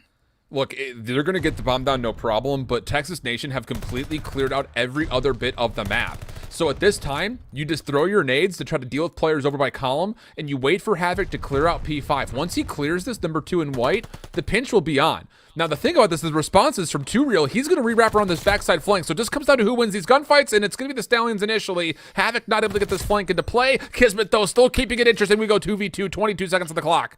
All right, 1v2 now, all up to 2Real for the clutch, Wow, and he's red. dude. Havoc reads him up top on the route. I mean, there are so many angles to check there when the bomb goes down like this, but Havoc holds strong, and I mean, that was an unbelievable retake with zero information for Texas Nation.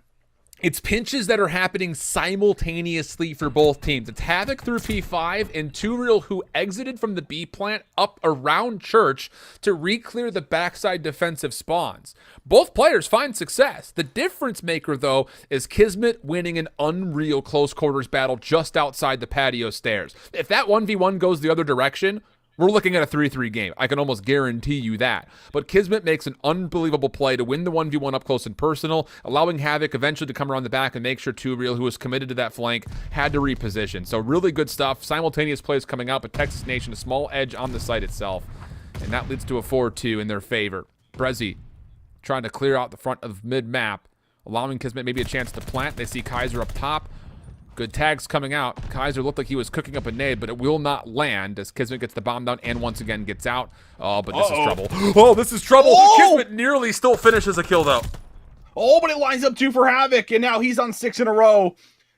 Will the nade come out in time? It will, but they're not on the defuse just yet, and it does get info. This could scare Havoc for an immediate check, and he is going to check it here. Bomb is good. Able to play his life. Still 20 seconds left on the clock. But the problem is Kaiser's up top in fire. But none of the boards are broken. Kaiser's not going to have a free line of sight. Havoc will check, gets the kill. Does he read that Kaiser comes from the top side? He nearly does. The time is close, but I believe Kaiser hopped on it at just the right moment. It'll be tight. It'll be close, but I'm pretty sure he secured it. Yeah, less than half a second on the clock, and the Stallions, they survived through a near Havoc clutch. There's been a few of those this map, hasn't there? So one more might have just done it, but look at this. Guys are just jumping out of the window, flying at Havoc, and then just skirts over to that bomb and just barely gets it with an additional 0.4 on the clock. But I think what Havoc did was correct. He was expecting the second player to likely be right behind him, looking over him, potentially right by the bottom of the bottom site. But in the end, it doesn't matter. Able to find it. And now 4-3 we go. Stallions, they're keeping it entertaining, aren't they? They're not just going out here. They're definitely fighting without a doubt. Quick plant this time around for the Stallions. No nonsense here. 2Real just making it to the middle of the map. Stays in their possession. And Havoc, who called in the bomb. He gives information. General's trying to stick. The stun check comes through. No one's going to even bother to look at General. No. Well, no, they get him off here so they get time. He doesn't get the defuse. He doesn't get the defuse. Oh my goodness, that was so close. Like, that was a sliver. It looked like it had almost went through, but that stun check really giving them the information. Come back, check that bomb, and they do. And they get there just barely. And they are continuing to go toe-to-toe in one of Texas Nation's best maps in Search and Destroy. We are all tied up at 4 apiece. Havoc doing it all right now at 12-4. But the Stallions across the board, everyone has stepped up here individually. Can they keep it going? They're back on defense. They're reading for a B play. But this is a completely open site here at A. And Kismet might be looking at dropping it. Havoc has just found 2 off screen. Oh, boy. That's a 3-man hit for the Stallions, trying to quickly move through P5 rather, pardon me. And Havoc does more than enough to get the double. So now the post plant has to be broken by Cryptic. And he's got to make a choice. Do I clear fire or do I clear backside A? And he's made the right choice, but unfortunately, Brezzy was aware of the potential play, has the pistol out. No need for the scope that time. And Texas Nation off of, once again, Havoc just being just stupid good at search and destroy, bro. I mean, it was off screen like you mentioned, but he's holding an angle outside that P5 door and lines up 2 massive eliminations to give Texas Nation an advantage here in the search. And that's the first time the Stallions have actually tried to push through P5 all the way. Other times they've just kind of defaulted to going down low and pushing up that mid alley to see if they can kind of retake through mid. They try something a little different that time, and Havoc is there to slam the door in their face. 14-5 now for Havoc coming into round 10, doing everything he can. But here we go over to A. Last time it was an initial B hit, and look at this mid-map push. They're retaking through U. They're going with the aggression, but it's being shut down. Kismet finds one. Havoc might be able to find this one up close, and he does. So it's all up to Kaiser, 1v2 to keep his team in it and send it to around 11. Oh my goodness, not going to happen though. Texas Nation, stick together, come back through. They knew exactly where he was positioned. If the shots came out from top fire, they say, no nonsense, let's just go chase him down. This play, though, through mid-map initially is bold. It's brazen. But the thing about it is they continue to contest Kaiser to where he doesn't have a free angle to shoot at the players down low. And it's kind of a gamble, honestly. Like, if you throw nades front door church for the Stallions, you probably not just get the information, you probably get a couple of kills. So for the side of Texas Nation, they're a little bit blessed in the fact that there were no counter nades in the first place, but then to take over you and not push too far forward, isolate the members in and around the monument, just such a heads up play. But goodness of the Stallions keep it close from start to finish. A 10-round affair, but Havoc is just too much, man. He really is. Like, I want to know the stats on how many maps has Havoc dropped double digits in S&D. And I feel like it's way too many. Like, this is a 16 bomb from Havoc, and this is not the first time he's done that here on Tuscan Search and Destroy, excuse me. He's done this so often, and just another window where there was also, like, a lot of moments that were a little too close, like 2v3s that they were able to clutch out in, or the 1v3 you go back to in, like, the round 3 there from Havoc to make sure that they were able to get themselves on the board after a hot start for the Stallions. So it has been very back and forth. I think a great contest here from the Stallions. Just not enough here to deal with what was really Colt Havoc in the final round. Just finding so many plays, 1,600 damage. I mean, like, it's just incredible. You can't say enough good things about this guy. So I can't answer your question fully, but looking back over EasyMax stats from stage 1, Havoc was the kill leader in Search and Destroy with 131 kills. The next closest was Johnny at 125. Johnny's up there too. That's tippable, but my goodness. But like, those are like a lot of kills, man. There's only 4 players in triple-digit kills. Everybody else is at like 60, 70, 80, and Havoc's got 131 total kills. The differential. Yeah. That's to insane. be fair, they also played 150 rounds worth of Search last stage. So if you're a stats guru, numbers monkey, you've got that there for you. There you go. But regardless of the point, it does feel like if every time we watch Havoc play Search, he's dropping double-digit kills. Right? It feels like it really is uncanny.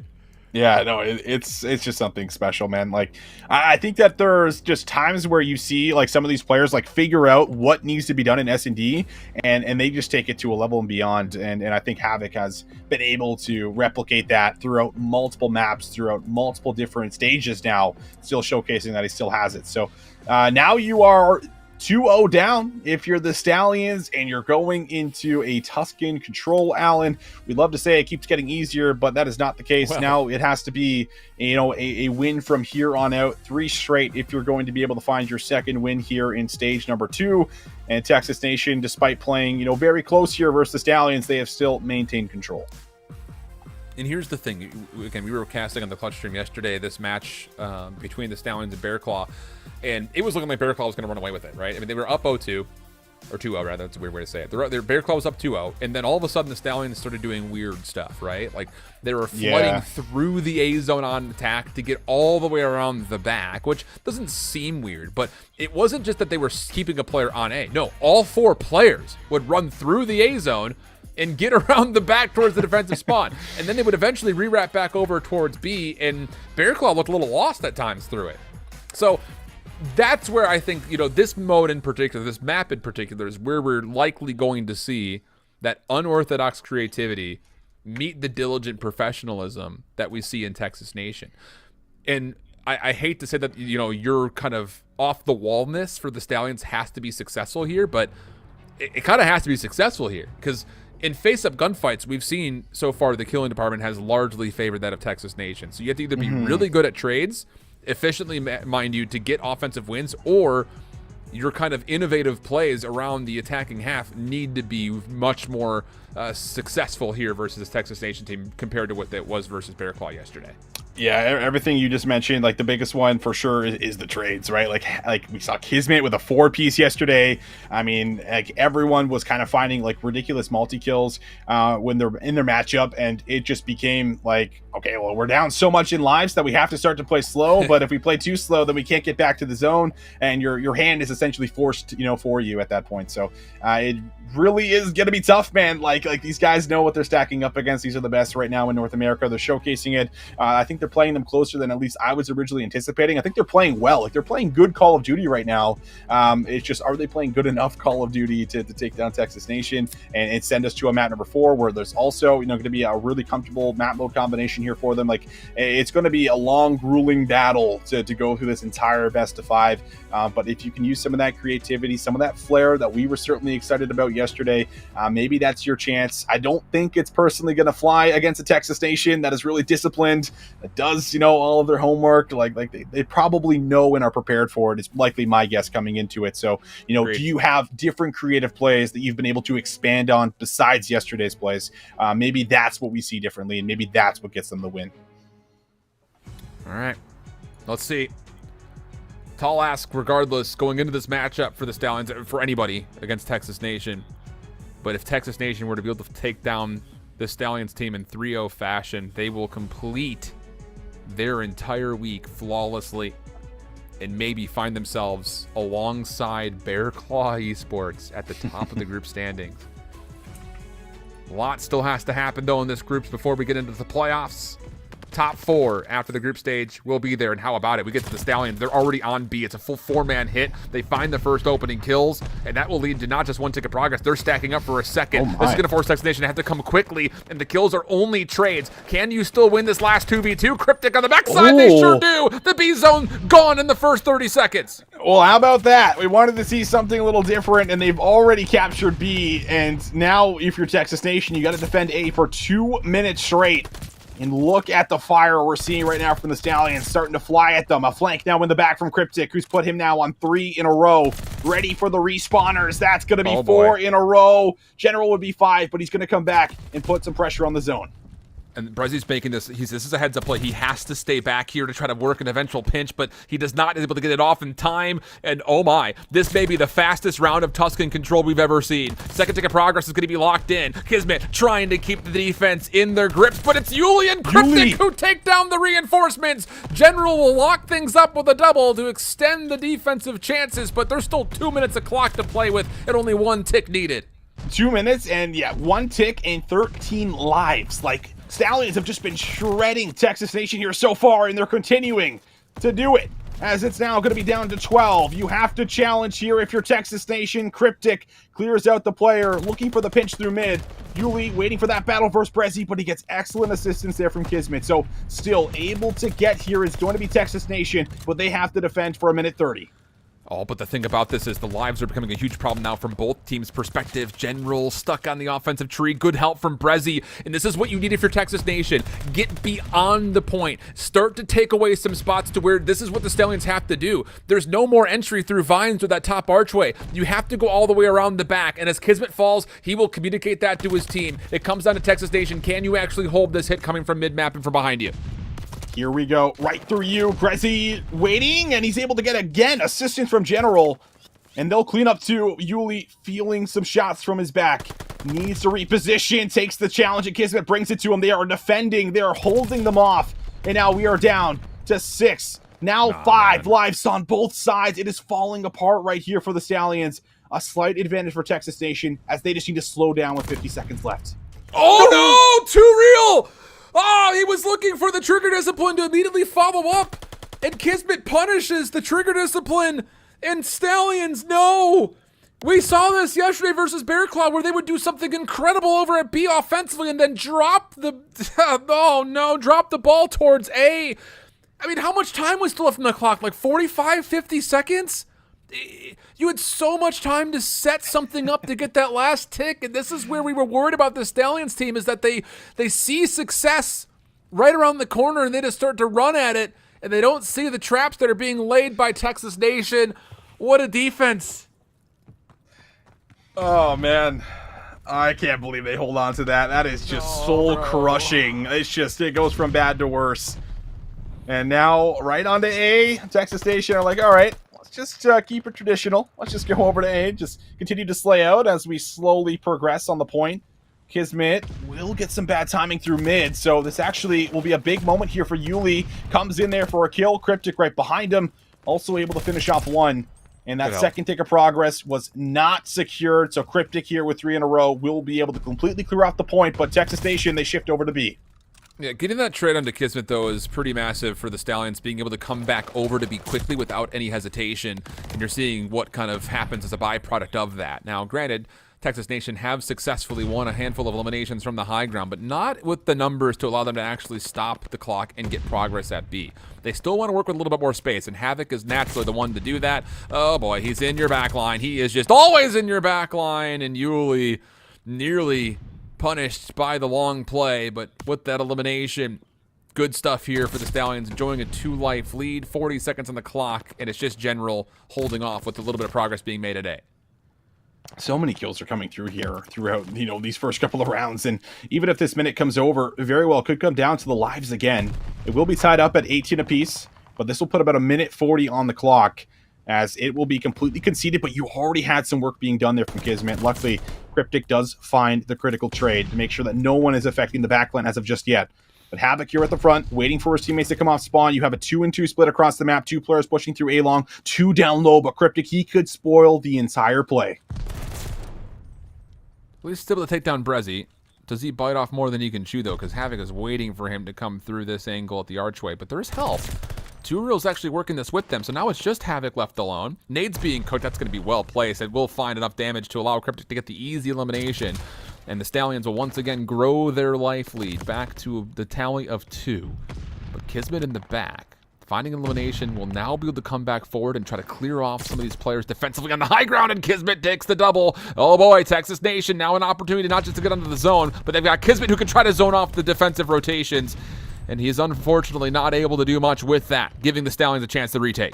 Yeah, they do play retake, but a couple members are able to push up here. It's just they're not finding enough kills to really be impactful, and the Stallions now hold a 2-life lead. Havoc from the side of Radio wins out on the battle, but Cryptic will not let him slip away and get to the back. Now everyone here from the front trying to flood through. Cryptic looking for a little bait and switch.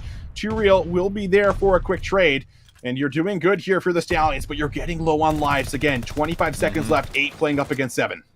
Clock is your biggest ally, but you have to stop this next push. Here it comes. Texas Nation not even waiting. Kismet just dove on it. And I think that was one of those situations where Texas Nation were still setting up. Kismet just starts to Leroy it into the point. No one else went with him. That's unfortunate for Kismet. And more so unfortunate for Texas Nation, who now will have to desperately set things up into what will be a 3v4. And a forced team kill comes out. 2Real able to help kind of punish that initial hit. And a bit of a miscoordinated moment. Comedy from our point of view, because it really was just Kismet going, Leroy Jenkins into the zone. And no one else wanted to go with him. Yeah, everyone's like, hold up, wait, whoa.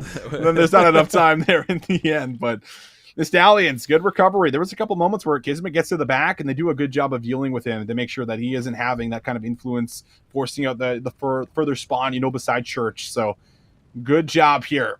Stallions, again, they've been playing good Call of Duty today. They've been keeping every single map close. It's just the big thing we always talk about is, can they actually win? Can they grab the map? But they're going to go for the same play. See if they can make something happen over by B. Kismet is ready. Havoc is there. And it will be some back and forth trades. But what was a 2v4 essentially works out here very well for Texas Nation, as only one player slips through and Brezzy will clean him up. And the problem here is that Jordan General is in a very advanced position to deny any A hits around the top side of the map. So off respawn, Texas Nation are going to flood the middle of the map with nades and pressure just by way of firepower. And it really puts you have to choose between a rock and a hard place. It almost feels like you've just been handcuffed, if you're the Stallions, to having to play into the teeth of the defense of Texas Nation, just because General's hanging out. I mean, he hasn't moved. He can put his controller down. He's forcing the spawns to be bottom side left, and it forces the Stallions to have to make a play towards B. They eventually do win the gunfights to get here, but there's only 40 seconds on the clock, and it really means that at this point, you have to successfully take the zone, and they're 4-man stacked on it, Austin. 2 takes the progress in. The third one looking good. Kismet, do you try to challenge this? I don't even know if you can. And once again, the Stallions take B first with the 4-man stack. They do it again, and they actually make it so it's a one-dimensional hit because they have the complete entirety of the church cut off, so they have to come through the back. And sure, Texas Nation, they get over to A. Last time they were able to defend it, but it came down to the lives. This time around, there are plenty of lives left, but there's only a minute 19 on the clock here. So Yuli has to try to find something. He's going to push all the way through. Should find a kill on the General, and he does. So 3 players now dropping down. The last one, that's going to be Kismet, has to hold the line. Can he do it? Brezzy can't get to him in time, and there is still going to be one kind of lingering around the middle of the map. Kismet's keeping this play alive, and he's making sure that there is no stack on A. It's heroic plays on both sides of the control zone. For a moment, it was the play forward for the Stallions that put some pressure on Texas Nation, but you called it 100% correct there, partner. 2 kills for Kismet, made sure that the Stallions could not stop the clock any further. So now we're down to 45 seconds. 10 playing up against 13. The Stallions currently down, but not yet out. Havoc gets one before being traded. Stallions stacked up in this mid-fire position, and look who's nearby. General's just trying to keep this L-turn safe. He's forcing the spawns, by the way, for the Stallions to be as far out from A as possible, but Cryptic able to take a 2-piece means that there's an opportunity to break as long as they can take down Brezzy, which Kaiser does for free. Yeah, Brezzy finds nothing, and now you can get on the zone. 8 lives here for the Stallions, only down by 1, but they can do it by way of game ticks, as they've already gotten themselves 2. They're stacking the point. 2 still on the zone. Have to do something now. In from behind. Wow. Almost a chance, but the Stallions with their B stack taking the B zone first will get themselves another win here in the round, and now that's going to put them up 2-1 heading over to defense. Yeah, that's great news for the Stallions. I mean, really, we could just say what we're thinking, right, Austin? Like, this should be a 3-0. Like, it really should, I think, for all intents and purposes. After missing out on the first offense, which looked so good for them. But they fixed their mistakes. They eventually get over to A. They stack it once again. And that's something that we haven't seen a lot of teams do. You know, we're still dealing with life count for round 5 defensive control here. But the Stallions are putting so much pressure offensively on these control zones. Brezzy, a little bit of window play with Kaiser. That will eventually lead to a kill, and Texas Nation will get an opportunity to play for this offense. They stopped the streaks from coming through, I think, which is critical here for Texas Nation. Yeah, so you do manage to at least stop that. Ooh, little spin there. I don't think Yuli knew where to shoot, and Havoc will make slight work of them. But over to A, you stop the clock here. Havoc is still doing so much work. How does he get 3? How does he get 4? Havoc can maybe look for 5. Kaiser completely slows down.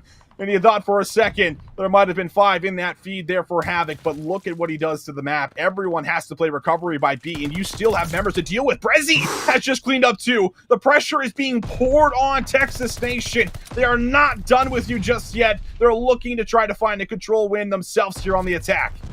You don't have to force anything here if you're the Stallions, though. Yeah, the extra 60 seconds are coming through, but you're still in good defensive positions around this B zone.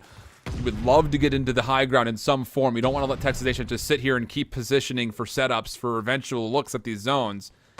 But at the same rate, at least you've got some control around the point. Oh, boy. Yuli will fall, but there it is. Okay, the ARs start to kind of pick things up.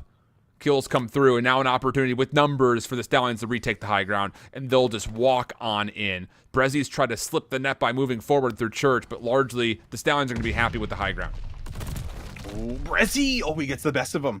That's a big kill. Cryptic was the only one back here. So now you're going to block that spawn. You can see it. He spawns close. General will unfortunately take out Kismet. So sure, you have Brezzy in the back, but the problem is that his position right now means absolutely nothing because your teammates can't get to the zone. They're now being spawn trapped here. You have such a grip hold on what's happening. And it's essentially, again, a 3v4. Brezzy now realizes, okay, I have to do something. I have to get to my teammates.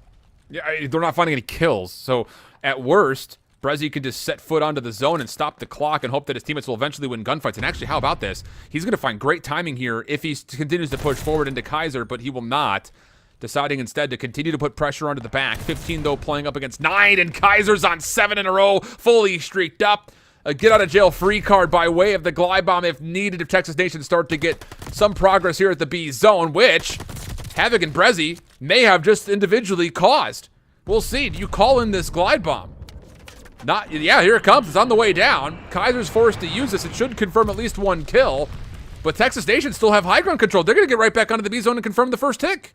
First tick is here, down by 3 lives. Yuli is alive up top. He has the high grab, but Kismet has just gotten 2 in the back. 3 in a row for Papa Kiz. And now he's blocking the close spawn here. If Havoc, or rather Brezzy, wins this battle, he's able to create so much space. It's now panic setting in, but there's no lives remaining, no respawns here for Texas Nation. Oh, but this player on the back for the Stallions is not finding a tremendous amount of success until Cryptic finally gets that pinch off for 3! Everything comes down to Brezzy. 1v4, he's been tagged up, they know where he's at. Looking for a kill onto the zone, checks the tight corner, and the Stallions are able to isolate and eliminate. A 3-1 the count, and the Stallions will see a 4th map. They see a 4th map. I mean, not expecting this whatsoever. We had to ask, was this creativity that they love to bring to the table, was it going to pay off? And here it actually kind of does, where they are able to find these windows of opportunity to go and stack the zone by B, where Texas Station unable to play a retake. And because of it, there was 2 offensive rounds where they grabbed B first before A, which is just completely unheard of. Maybe we see it once, in a control map, but definitely not twice. And you have to give a massive shout out to Cryptic. He put up numbers. He was piecing that map and put on an absolute clinic there. 36 kills, I think, there for him, having an outstanding performance. And I think that's really what we needed. We need to see someone come out here and really kind of just slay out Texas Nation, put them in their place. That's exactly what Cryptic does there. Just what a map win, keeping them alive, sending us to a map number 4. Another way that you're going to be able to tell, not just because of the overall score, that kind of creative, flexible, unorthodox offense was working, General found no value. I mean, there was one round where he was just kind of sitting outside A defensively, not needing to do anything, but I think he finished like 13 and 24 with like 1,700 damage. This is a Texas Nation team that largely sets up around their ARs, right? Like, ARs find eliminations, then the SMGs start to dig through.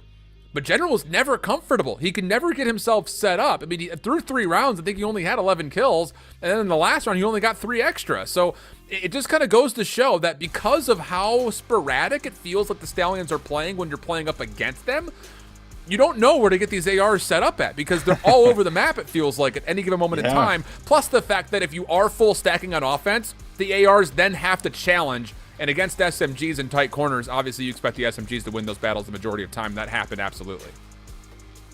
Unbelievable. Crazy stuff here from the Stallions. You see the replays coming in. Just highlight plays, and this is what we were missing.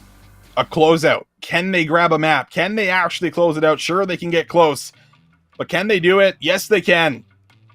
As they grab a map off one of the best here.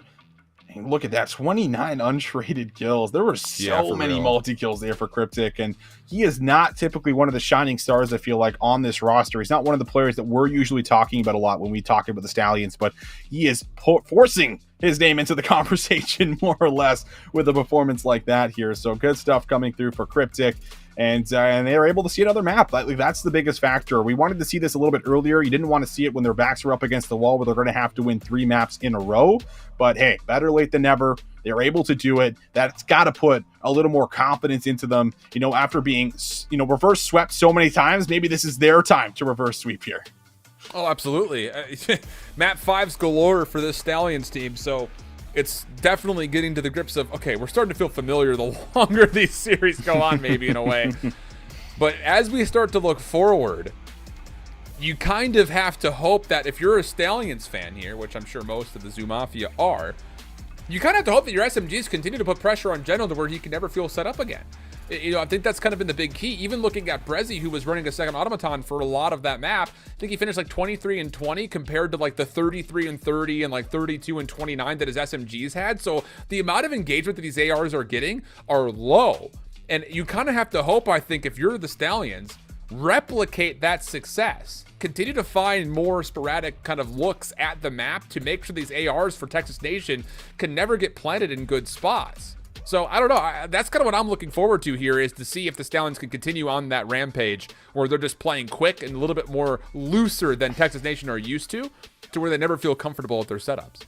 Yeah, and this will also be interesting because yesterday, this is when we were really critical of the Stallions after, they had went 2-0 up in the series, and they started to let up a little bit versus Bear Claw, and then we went into the Tuscan Hardpoint, and all of a sudden, like, it felt like there was just a tempo and pacing from Bear Claw that was just completely overwhelming them on the map. They could never recover. They could never really kind of push out, which is so necessary on a map like Tuscan. You have to take away parts of the map once you get players inside of the Hardpoint, or else it's going to be too easy to break, too easy to flip out the spawns in the back, and that was something we were very critical of. I think they almost got a 100-point club, or maybe they did, but they were certainly getting worked on it. So, will they be able to kind of show us a little bit of progress after flopping on this map mode combination yesterday? That's the big factor. But with the way that they just played, I mean, the Tuscan, the way they've been playing the entire series, I think they have shown some improvement, and while some of that even shows with their series beforehand, where they did find their first win. So, I think that there is a possibility now that they could do this with the way that they've been playing. I mean, if Cryptic can also bring some more of that flair, into this map number 4, then there is maybe a real argument that we see a Berlin. And I just want to kind of re-hit in your point, because I was just going to wait to see exactly how the Stallions were going to come out. But where we're going to get an idea, and what I challenge all of you watching to look at, is what do the setups for holds look like for the Stallions? Because if you remember back to P2 yesterday versus Bear Claw, they were like anchored. Like, they were in like the bottom right corner of the map. They weren't taking any high ground away. They were barely even contesting patio. And Bear Claw just like walked up and said, I guess this is ours now. So it's not just finding the kills, reading the numbers, and then pushing through. We need to start seeing them set up more aggressively around the map, because we know Texas Nation are going to do exactly what Bear Claw had done yesterday, which is you find a couple of kills, you start to set up the line of scrimmage in front of the hard point, especially around the key ones like 2 and 3. So I'll be interested, because that tempo and pacing, you'll feel it depending on how the Stallions are trying to set up their initial holds when they win rotation. It's not necessarily on rotation that I'm worried about them. It's when they're actually holding a hard point. Can they still be proactive in those moments? Well, we're about to find out. Let's see if they can do it. They pulled out the impossible last time. Might be able to do it again. And so far, already getting onto the hill first, as we expect on this side. Won't be able to win that battle. General having a tough go of things right now with the AR, but Too Real now getting involved, finds a kill, immediately challenges, finds the second. Aggression coming out here, and the Stallions will be able to soak up some time early. Yeah, good read from Too Real, knowing where General's position. The problem is what they don't know about is Havoc once again playing off a bit of a pinch, but Yuli picks up 2. Not going to be able to get the gun up in time for the 3rd, but Cryptic picks up where he left off. And we stay relatively 50-50 through this first engagement on the hill. Kismet off respawn, comes back through, MP40 diff from difference. And, well, that's going to be enough for him to get back on and finesse some of the scrap time. But here we go. This is what we're talking about. The Stallions on the backside of the map. They get their kills. You have to zone forward here. We cannot see them stay stagnant. And already this is a better look as they start to get aggressive into at least the church area. Yeah, we'll at least get one to the church. He can back up, get some info here through mid, go play radio, but Yuli will drop. So you've lost now 1, and you still have no one playing at the top of patio here. So we'll see if it does work out. Cryptic is dealing with a lot of pressure in the back, so he has a chance to be able to come up with 2. Shots are being taken. Too Real wins 1 on the point, and this is going to at least be a couple of kills coming in, but they have lost control of the hard point. We'll have to move back through. Yuli's there on the pinch, and they'll maintain it. It's another situation where even though Yuli is getting more proactive than we saw Stallions yesterday, they're still so passive behind the hard point that Yuli, when he falls, spawns all the way out in Narnia. So the spawns flip without Texas Nation even having to try for it.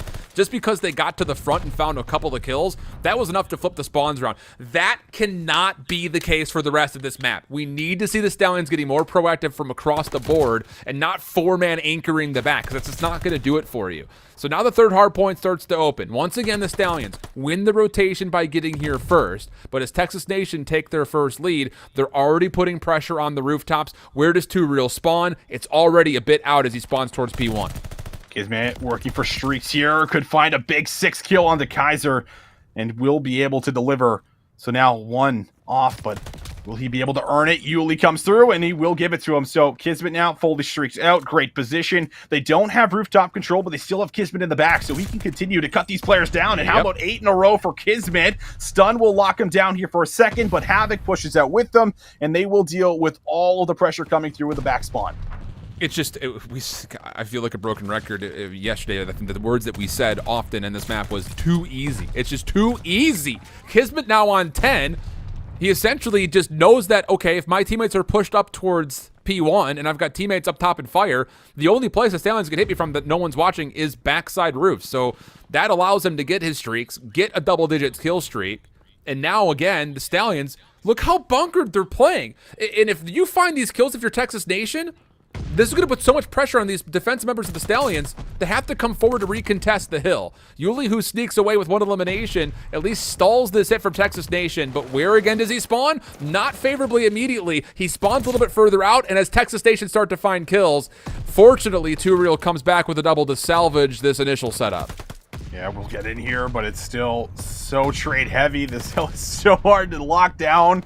General finds one from the outside. Looks like he has made a little swap over to the MP40, at least for now. And now Cryptic inside the point. Can't lock down one. Havoc will find him, but takes out a teammate in response. However, scrap time up for grabs. 15 seconds to play for. General gets in there for a little bit of a reinforcement, and now routes are being taken. Kismet's going to go all the way around the map here. We'll be able to set up a potential pinch play, depending on where the spawns come through, but it looks like they are going to be on this side, so they're going to have to brute force through. Brezi's also found an angle in, but 2Real's going to have that locked down for one, and now for two. Gets help from Cryptic for the second kill. Much better. And again, this is just for the Stallions. You're watching multiple lanes here a little bit more proactively, so it allows you a chance to get a read and then eventually turn, get some help, and get the kills. But the SMGs come to life for Texas Nation. 4, 5, 6 straight eliminations, 7 straight kills. Oh no. Austin, hold me back, brother. It's getting to another one of those moments where you feel like Texas Nation, they've caught their momentum, and it's starting to turn from snowball to avalanche real quick. Fortunately, the Stallions do find a couple of corrective kills to get them into a chance to really contest this last bit of time. Yeah, they will get in here, at least for a second, but Brezi, hot off the spawn, will be in. 2Real only able to find one on the pinch, but is it enough? Kismet will throw himself right back through. So scrap time is secured. Texas Nation, they're going to come out with a decent lead after the first rotation, a huge majority of it coming off of P3 and P5, and Kismet still has streaks to use, and he's going to call on the glide. And this is dangerous. No one's got safety of cover. Texas Nation have gotten the church for free. So 2Real has to sit there and wait to meet his maker. And now here comes the flood from Texas Nation. A couple of kills for Cryptic keeps it interesting. Kaiser 1v1 with, Kismet, and those are beautiful shots over the top of the heady. So Kaiser, the last remaining Stallion member, is able to start soaking up some much-needed hardpoint time. Texas Nation on the re-break attempt, largely from the front. It's being contested by Kaiser, and 2Real picks up as the intel was given, and that's going to be good for the first 30 seconds going the way of the Stallions. 30 seconds to play for Cryptic. Oh my, good shots there onto Brezi. Deals with them at the top of fire. That removes quite a few key power positions for the players, but in from behind, General's been able to sneak on through, finds a big pickup onto Yuli. Scrap time again. Looks like it should be secured, but the spawn's not really favoring the Stallions here as they make the rotation across the map. They're going to have to win battles into the back, and Brezi, the next one up, has quite a few members to deal with in red. His reinforcements also on the way. Brezi for one. Can't find the second, but tags him up heavily and sets it up for an easy trade. Now, you just need to move through here for Texas Nation and try to work towards the point. Nicely done. Perfectly done from Cryptic and the rest of the Stallions. I was curious because this is the first time that we've seen the Stallions not hold on to spawns. They're the team that has to break this hard point. And from the front, they're actually playing this hill much better than they do from the back. So Yuli around the corner cleans up the final Texas Nation member in general. And we have an opportunity to see the Stallions get a bit of a lead swap here. 30 seconds still to fight for. And the Stallions are still very focused on the high ground, wisely so, but Texas Nation have been allowed to get some opportunities to work around the back of column. That is until the SMGs pick it up, and 2Real, well, he would have gotten the kill, but a nade comes through to confirm it anyways, and that is great time for the Stallions as they will get the full scrap, and they've got members already focused on rotation to 3. Oh, this is perfect. You have players back here. You just have to make sure that Havoc doesn't find any kind of a big miracle play, but you take a look at the spawns. Player 3 gonna spawn out, player 5 right behind him, so everything kind of out of whack right now. It's gonna come down to the battle back here. Kismet is in. He knows one's back here, but Yuli's gonna be able to clean him up, and 2Real still holding on to his life. Not before Brezi finally deals with him. So much chaos, no control. 50-50 for the point. Brezi's gonna get flanked, and finally a bit of control here for the Stallions as they have the close spawn and they have presence inside of the hard point. Oh, but a couple of the key wins here from Texas Nation will build some avenues for approach. And with the pressure coming so quickly, Stallions spawn out. This is a 4v2 on the hill itself. Two Real can't do anything. Neither can Kaiser. And the break is flawless from Texas Nation. Really to no fault of the Stallions. It's just good gunfight wins for Texas Nation. They get the quick kills, but you can kind of see, because they're playing with a bit more aggression and pace, as soon as the spawns are ready to go for the Stallions, they don't have a chance to spawn in. So now we get over to a very crucial fourth hardpoint, and Kaiser in the back successfully anchors up the tank to allow the Stallions to spawn close just as the hill opens up. Yeah, and look at the spawns on the other side, right? Like, you have 3 players that have a lot of map to try to truck through, and this is going to give you at least a lot of early time. Kaiser still keeping the spree going, takes a look over at the top of the patio, finds number 3, and then immediately looks to try to shift over to the right side through A long. Another challenge there, takes down General inside the point. Brezzy can't find anything, Kismet neither. Yuli there with some assistance from Too Real to be able to deal with them, but there are still spawns in the back right now for Texas Nation. Their next flood will be able to successfully break open the setup. Such a tight game, but Texas Nation regain control of the lead. And General's really started to pick things up here in the last couple of hard points. He was really struggling for a moment, but now he's over a minute of hill time, and he's got 15 and 21 on his name. It's still low engagements overall, but it's the fact that he's at least able to lock down lanes this time. He's kind of setting himself up in a position where he's not really needed because the SMGs are just going the opposite direction of him, and they're finding success by way of numbers, it feels like, for now. Into the fifth hard point we go. You want to talk about SMG Playground. Very few hills more representative of that than this one in front of us. Cryptic 3 in a row. A little bit of help from some team nades, but General finds a stray SMG and turns that into elimination. Too Real trying to use that as an opportunity to get back into the hill, but it's not going to be successful, leaving Kismet to have to do the work. And as he still stays double positive, doesn't make a difference as the Stallions will start to really chip away at these kills and get a chance to get back into the hill. Yeah, and this is where things got out of hand last time. And you could never really see the Stallions be able to push all the way out, but Yuli puts himself on 5 in a row. Look at the movement. He had a slow start, but he's starting to get cracked out. However, Texas Nation right back with a response. Yuli says, that's fine. I'll take another challenge now. I'm 1 up for Glide Bomb. This glide could be so big for P1 to retake control, and Yuli gets there. 7 in a row, bringing it back, securing the scrap time, and giving Stallions a slight lead going back into the resets. And he's going to use it right here. The benefit of earning that Glide Bomb is that you can full stack for the scrap and then use this to contest the rotation to 1. This will be used to get Havoc out of the middle of the map. Here comes the Stallions right from that same area. That point of contact was made by way of Glide Bomb. Good counter stuns from Texas Nation. Slow down the hit. Nades to follow. General able to at least get his gun up, and it turns into a double for General. Brezzy on the opposite side creates enough space for Havoc to get here, and a flawless hold for Texas Nation as they get past 215. 5 consecutive kills, 6 consecutive kills. Havoc gets a great read on the spawns. Brezzy on the heady, making it so difficult to push through A-long right now in Texas Nation. They could still end it right now on the P1 hill. The Stallions, they got 1 good hit left, and right through mid, it looks like it's where it's coming. They're able to find 2, but they're going to have to move. They're going to have to break. Here we go. Yuli from the front. Can he find the kill down low? He doesn't see Brezzy. He's right behind the pillar. He's looking for him, but he's able to get there. They're stopping the clock. They're on the time. 5 seconds left, and we'll look at the rotation for new.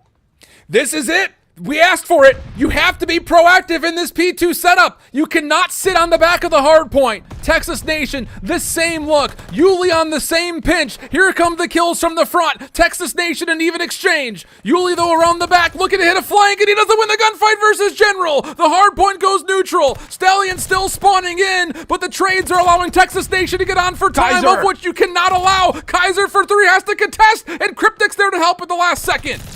All right, Brezzy, he fights 1, tries to sap for 2, and it doesn't happen. The hill goes neutral here for now, and you're going to have to try to see if you could push here one more time. Texas Nation, do they play for the 6 seconds, or do they simply set up for the rotation? Too Real, able to tag up multiple members. Easy cleanup right now for Yuli. They'll find the kills. They'll be able to get them off the time. The Stallions, they can't win it right here on P2, which means that we're going to 1 more hill over to P3. And they're going to contest this. They're going to be the spot to contest. They're all full flooding from P5. You have to win this gunfight versus Havoc! Havoc for 1! Does not get the second! Everyone on their high horse trying to touch in time. Can they get there? Kaiser does! Kaiser finds 2, but he does not create the 3rd kill. And the Stallions, 1, maybe 2 bullets away from winning the rotation. They just don't quite get there in time. Oh, what a hard point. Wow.